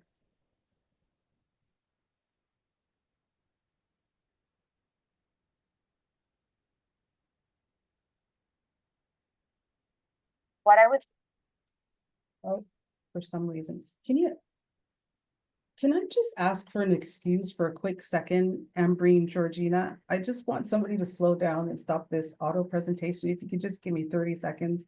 I've got tech support behind me. Sure. Yeah, thank you. Sorry, pardon me. So while Joy is managing that, I just wanted to say beforehand that towards the end, we'll have a poll. Why that's important, I also wanted to thank Literacy Link Eastern Ontario. They're offering to support us with giving out books to the first 20 people who fill out the poll. It's a book on Jesse Thistle, who's a Métis, and how he went through the justice system. And it's a wonderful book. I've read it. So don't forget to fill out the poll towards the end. But yeah, I just heartfelt gratitude to Literacy Link Eastern Ontario. Just another, And we might go a little bit over time. We're to end at 12:30. But if we do go a little bit over time with our Q&A, just to let everybody know that our ASL interpreters will not be available afterwards, the 12:30. And I just put a link in the chat. We've been doing some podcasts, and Joy's program, Centennial's program, is one of those. So if you want to listen to that, it's got some amazing training material for instructors. So please go ahead. And I think there's another one on Jenny Horseman about how violence affects learning. So I've put in the link. Yeah. Go ahead, Joy. The technical stuff isn't my bag. Okay, so I'm going to move to this slide and I'm going to try and play it without it moving forward.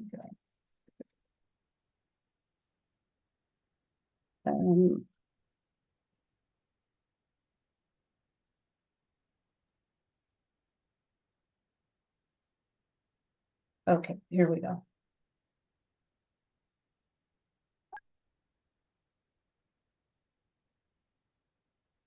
Joy, What I would like people to know about justice-involved men.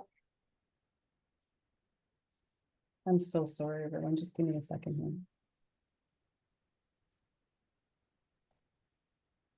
So Joy, you can just directly click on the link, and when you're sharing the screen, just turn on the audio. That's it. Let's say you have to read an incredibly long email from your boss that you have to finish before the big meeting starts in 10 minutes. It's something with the presentation. It just keeps on auto flipping. I don't know how to change it. What I would like people to know about justice-involved men, and You have to share. particular is that they are very hardworking. They're compassionate, smart, determined. They have a desire to learn. They have a desire to change. I want people to know that the students are just like us. They want to come out and get good jobs and be Yeah, now it's fine. able to feed their family. Just what you and I want to do, that's what they want to do. They are very proud of the fact that they are a part of Centennial College. I've done this for 4 years and my experience with students have been positive. The mere fact that you show up to say, hey, like, I need help so I can figure out the next point of my life, that's a huge step for someone to take. This is one particular population that if we can deliver the right kind of programming, we can possibly end the cycle of recidivism. That's what gives me hope to keep on coming in and doing the work that I do, because I know that when you offer someone a different opportunity or a different pathway, that can change their life. So thank you, and thanks for your patience. So you got to meet some of our amazing faculty team, Sandra Martinez.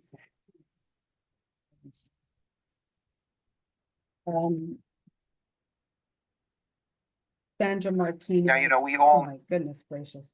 Sandra Martinez, Malia Mita, Falguni Shukla, and Miriam Zinalikar Vandi, who all teach in the program alongside Nkechi Ibe. And so they were just sharing some of their experiences working with this population. I also wanted to share, and I mean, we've already talked about the importance of programming and how statistically it's proven to reduce the cycle of recidivism for our students.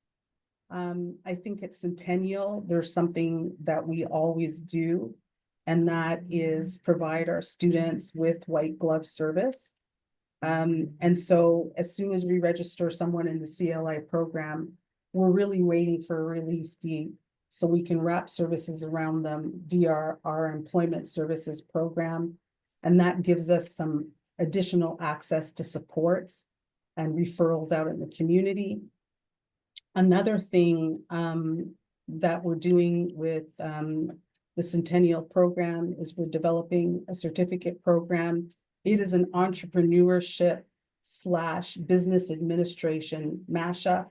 And so we're putting those two programs together to offer students that are within the facility an actual Centennial College certificate, not a certificate of participation or a certificate of completion, but an actual Centennial College parchment and credential that is that they can use for employment upon release.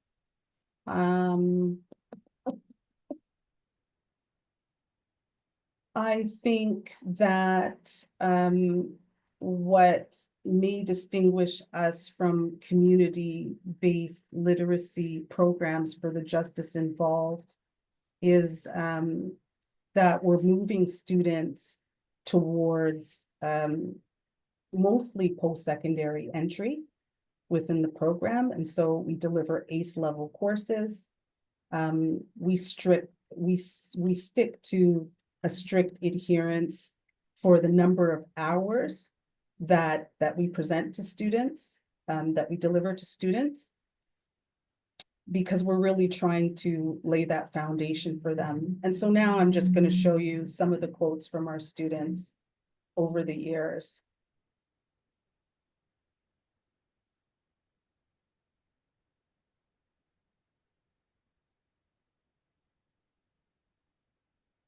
So this is one of our students that we served in the Toronto East.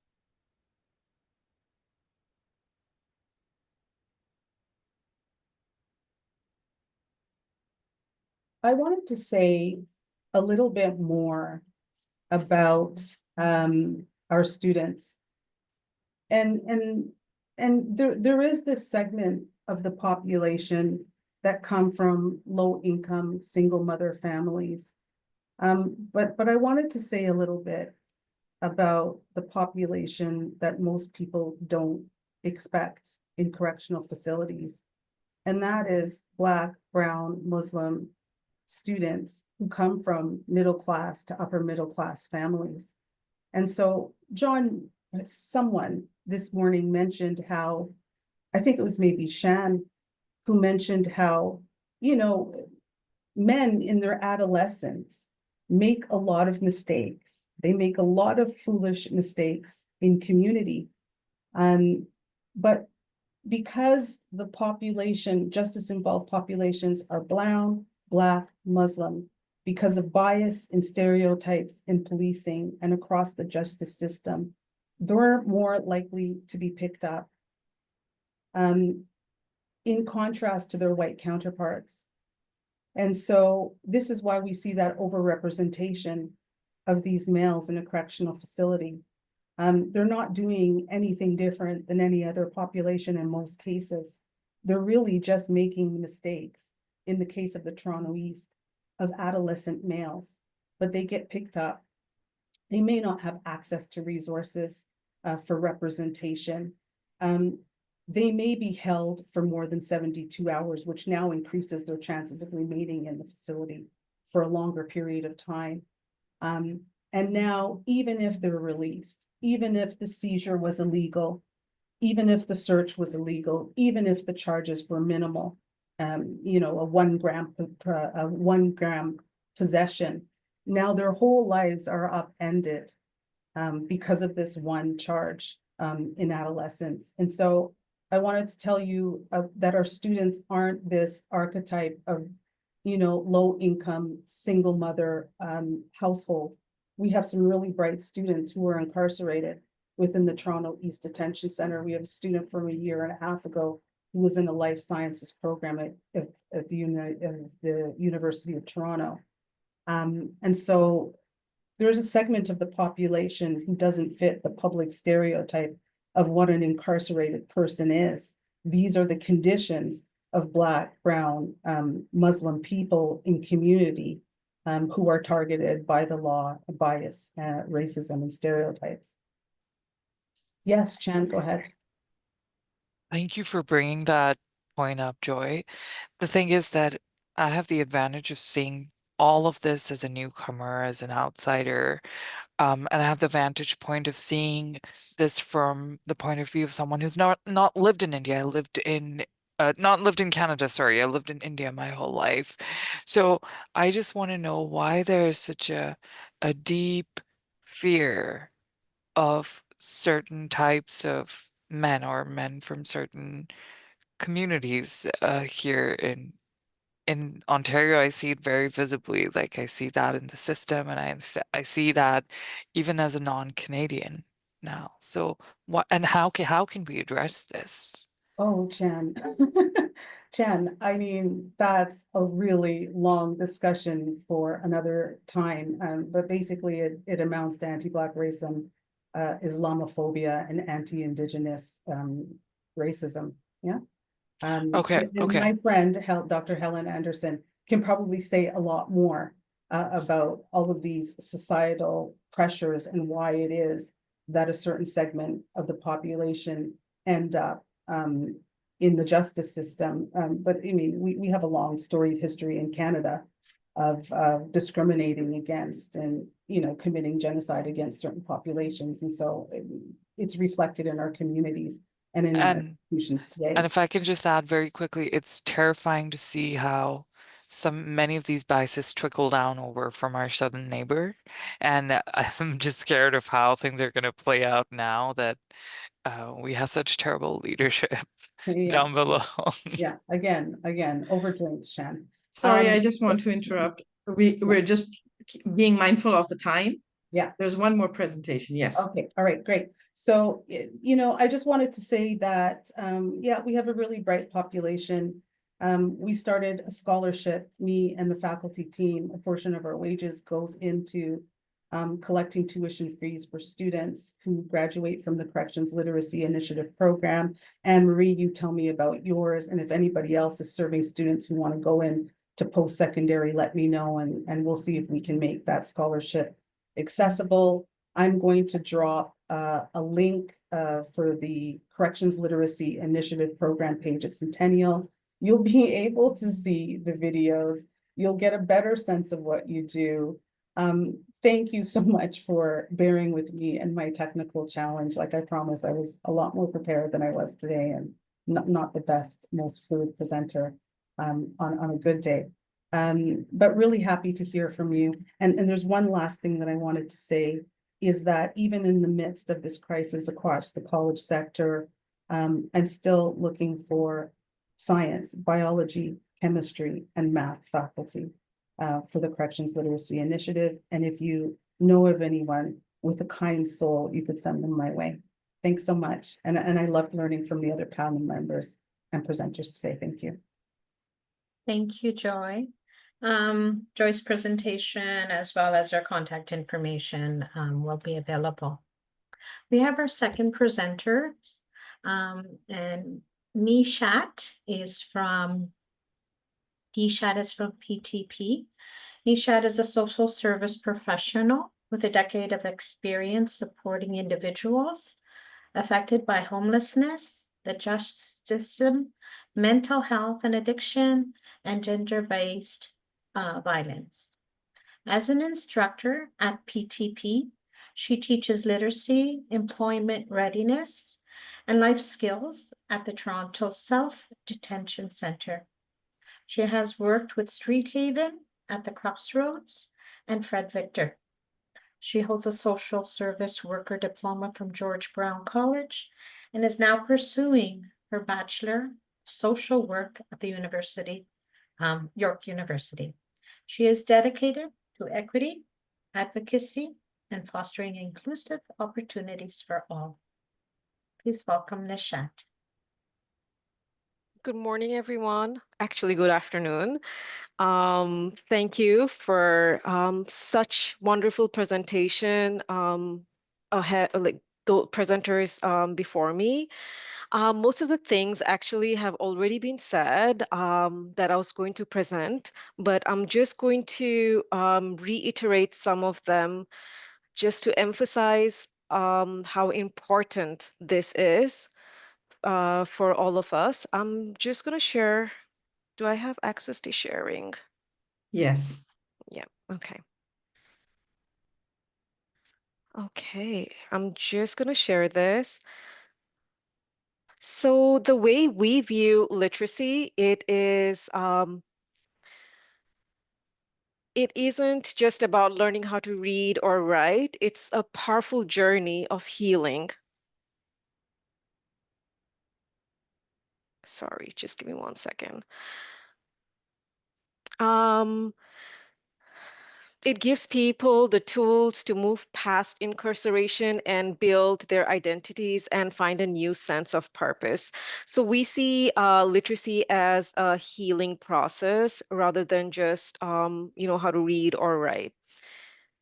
So we believe in, so this is our approach. It's very client-centered and learner-driven. We believe in putting our learners at the heart of their own journey. Our approach is about letting participants set their own goals based on what matters most to them, their needs, their interest, their experiences. What this does, it helps spark a motivation and makes learning feel much more personal and meaningful. We're also super flexible, like we're uber flexible, as anyone would say, all my colleagues over here would say the same thing. We let our learners move at their own pace. No one is rushed. So learning can happen very naturally, helping them grasp the materials and stay engaged. What we've noticed is when learners take charge of their learning, they are able to build a real sense of responsibility and ownership. That not only boosts their confidence, it also, sets up a lifelong learning skills that stick to them even after the program ends. Lastly, we are all about inclusivity. All the programs welcome everyone from all walks of life. And we know the prison system is filled with, Black people, Indigenous people, and South Asian people, just as some of my presenters have said before.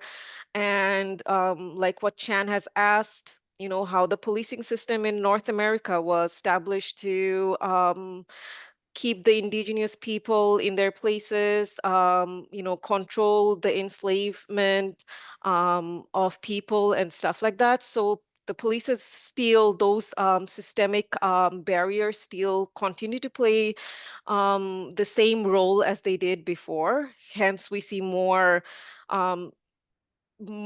people who are from a certain race and certain background are more in the prison than others. We know that everyone's journey is unique, and we are here to provide support that helps each individual feel seen, valued, and included. And a lot of this has already been said by our previous presenters, but classroom versus a detention center. So let me paint a picture for you. One day I was denied the program room because there was one less guard available at the range. So I had to teach in an open space where there were some people showering, some people watching TV, some were playing games like poker and stuff like that, and there were others on the phone, and some people were also using the toilet. So I had to teach among all, like all these other chaos that was happening. Now compare that to a traditional classroom. There, the students have access to books, students have access to technology. There's a quiet environment. The environment is structured. And they can interact freely with each other and work on group projects and learn in a way that's supports their academic growth. But in a detention center, education happens in a very highly controlled setting, with strict limitations, as all the previous presenters have already said. The resources, access to every resource that we bring in, every material we use needs to be pre-approved by the volunteer coordinators.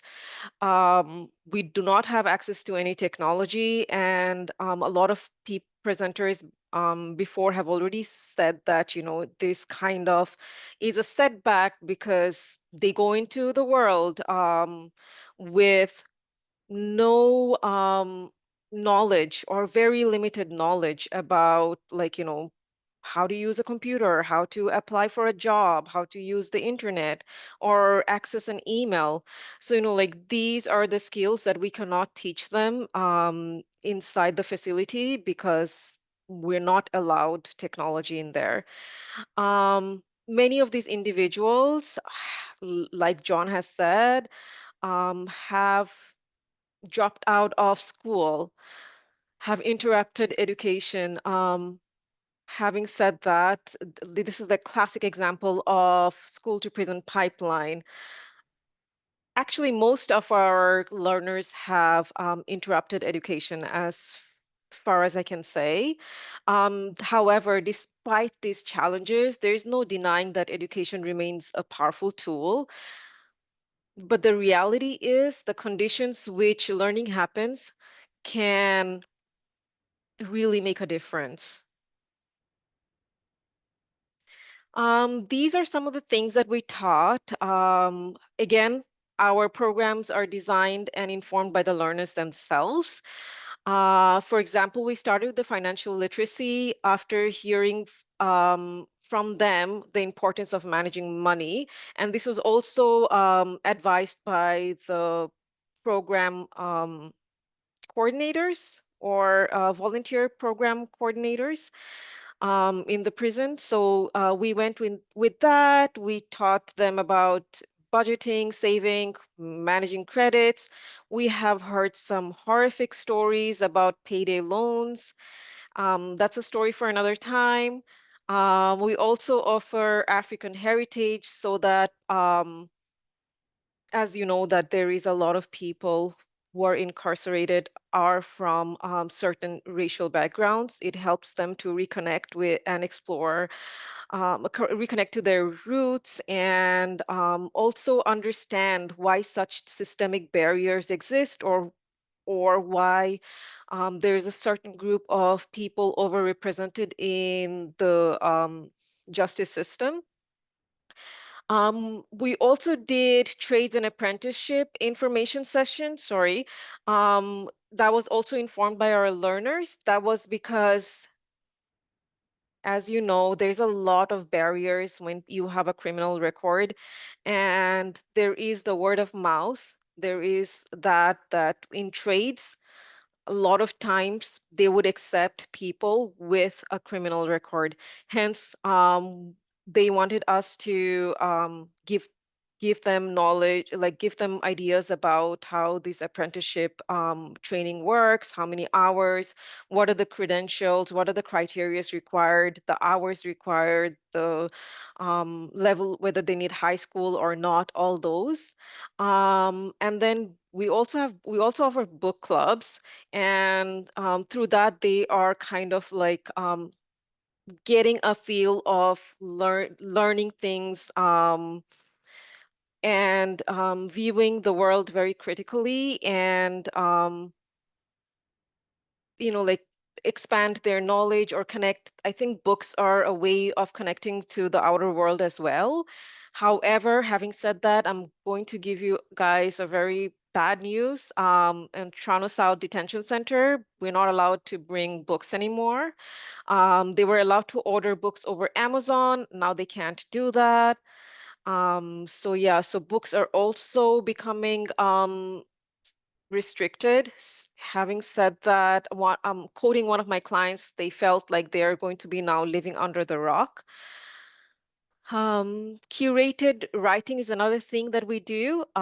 So we use prompts used by Writers Collective Canada. We also use books of Rupi Kaur's curated writings and stuff. This kind of helps them promoting their, self-expression and healing through writing. And we also do career exploration through the upskills. And we also teach about legal rights in prison and what are their rights as a person involved with justice. So we use the Clio materials for that. Even though when we bring in the Clio materials, we have to like take out the pins. So this is another task for another person to just take out the pins and stuff. So yeah. And some of the challenges are the same as everything that everyone has already mentioned. That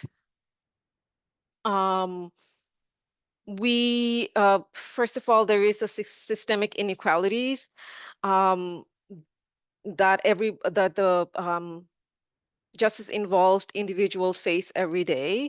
So lockdowns disrupts the class as well. Lockdowns were mentioned as well, making the learning very unpredictable. And also John has mentioned about data. Because data collection is limited, it is really, really hard for us to measure the full impact of our program. Like, we don't know whether how we can cater the program or change the program according to the needs of our clients. And also, one of the hardest part is that we lose contact with our clients, and this could be because they're moved from one range to another, or they're being they're being released.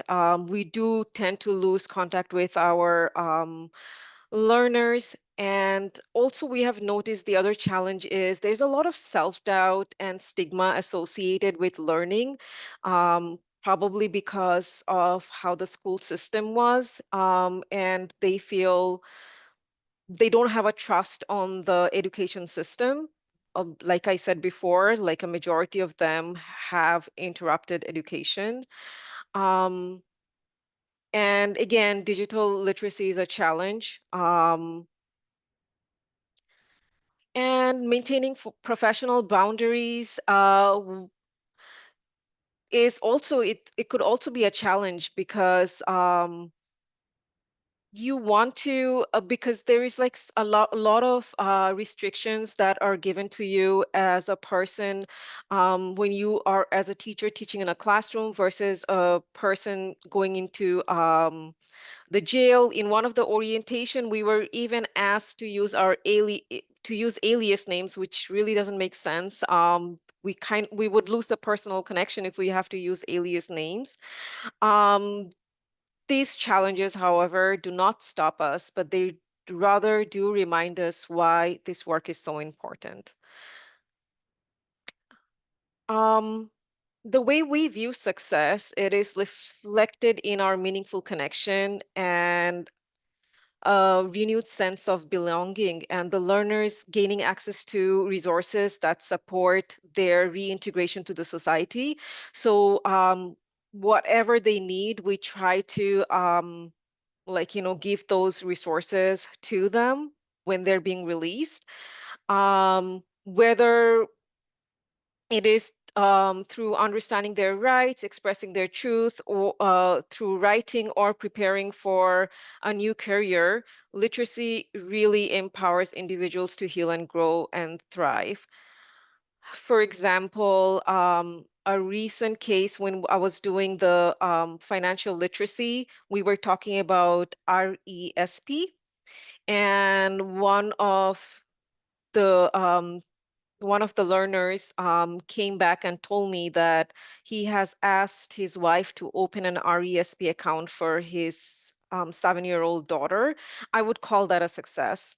We would call that a success. So, we celebrate these little wins. Also, the fact that we have two learners who have been released, and they maintain contact with us, and we're helping them through our employment counselors to find jobs. We would call that a success. Anne Marie and Rita, would you like to jump in and say something? Thanks, Nishat. Maybe I could go first, Rita, and then you could comment. So thanks, Nishat. I think I would compare what Joy has said with our situation, and I think that shows a bit of the difference between working within college sector and community literacy. So whereas with a college-based program, there is a lot of investment up front in screening to get the right candidate. We've adopted, I think more in keeping with community-based, a sort of an open door policy. So we don't want to deny access to individuals who want to engage in learning opportunities that we can provide. The result is we work with way more learners than we actually register. But that for us is a way of, since prisons are places where there are absolute barriers, creating some sense of openness and possibility is very important for us. Rita, is there anything you want to comment on? No, I think, hello, everyone. It's been a really, really great learning hearing from everybody. And I think no, because you were able to kind of correct the piece around the books. I think for many of us, if there's anything, just to highlight some of the things that others said, really building the relationship with those who do work there does make a big difference. I think one of the things that we've excelled at very well is really building really strong relationships with the volunteer coordinators, right? And really finding out who are the players, the social workers. The Toronto South also has a reintegration team now. So we've made a real effort to also build relationships with them, and at times are able to kind of bring some of the challenges that we're facing to them, because their goal is to kind of focus on reintegration for the inmates, right? So it's important that if there is unnecessary barriers that are being created, because as it turns out, it also seems like maybe they're not always transparent across the different systems, even though they all work in the same place. So we just have made a real effort really to have really great relationships. And by having good relationships with the volunteer coordinators, they're able to work with us when challenges arise in coming up with some other possible solutions that can either support us around how our services can be strengthened and continue to give us access into the space. Thanks, Rita. Maybe I I could think, comment yeah, go ahead. very quickly on that too. The importance of establishing our credibility, Yes. not just with learners, but with the institution. In our case, it took an unbelievably long time to gain access to be able to provide services. So even though we're a joint project of what is now Ministry of Labor, Immigration, Training and Skills Development, and Ministry of the Solicitor General, we had to fight to get in. It was a very, very long and difficult process. But now, what they're looking for are people with our programs with staying power, and people who I think is what, as Taylor says, who show up when they say they're going to show up. And so now we have a much changed relationship with institutions. So just the importance of perseverance and tenacity for those of us who are service providers. I think just to add quickly, Anne Marie, one of the workshops or sessions that we added where we found it was very, very also helpful was around healthy relationships, right? Because many inmates often are having issues with the external world, with their families, they're isolated, they're having conflicts that are happening. So kind of engaging in a workshop where it was around learning, but also being able to give tools and solutions to them around some of the challenges that they were facing actually really helped improve some of their communication skills and in the ways in how they're dealing with their situations with their family. Just wanted to highlight that piece. Yeah, and then also to reiterate what Nishat said, that the approach that we've adopted is as much as possible to hear from learners, you know, the topics that they would like to pursue. And so to give voice within the program itself to learners in directing their course of exploration. Thank you so much, A big challenge, Nishat I and might Rita add. and Anne-Marie from PTP. Amazing conversation, so much to discuss. Resources available. We are towards the end. Ambreen has just posted the poll. If you can please complete the poll before you leave. If you are available to stay on a little bit for a few minutes, we are opening it up to our panelists. If you just want to post a question, you can do it in the chat, and we'll get your answer from everybody that presented today. I'd like to thank everybody. I'd like to thank our ASL interpreters, and such an important piece of our population that needs resources, that needs empathy, that needs supports, everything.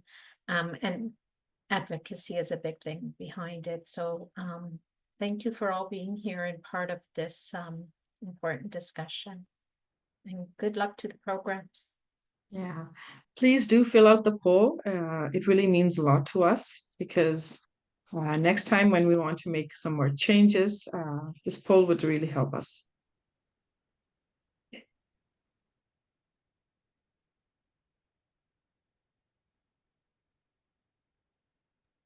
In the meantime, if anybody has a question from our panelists, please go ahead.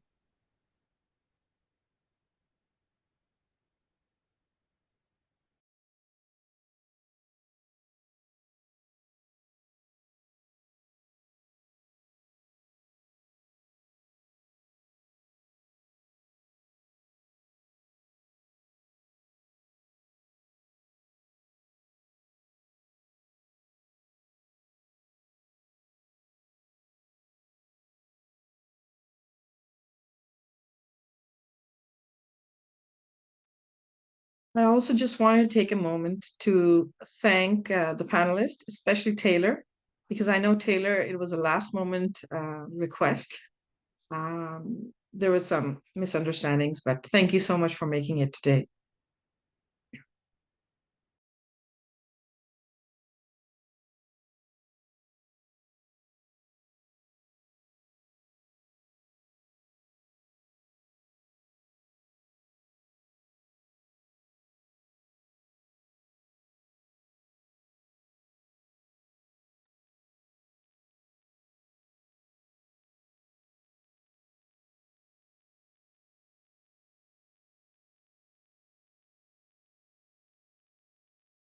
Okay, then I guess, Georgina, we should end it. And those who filled out the poll, please do so. And then thank you for attending.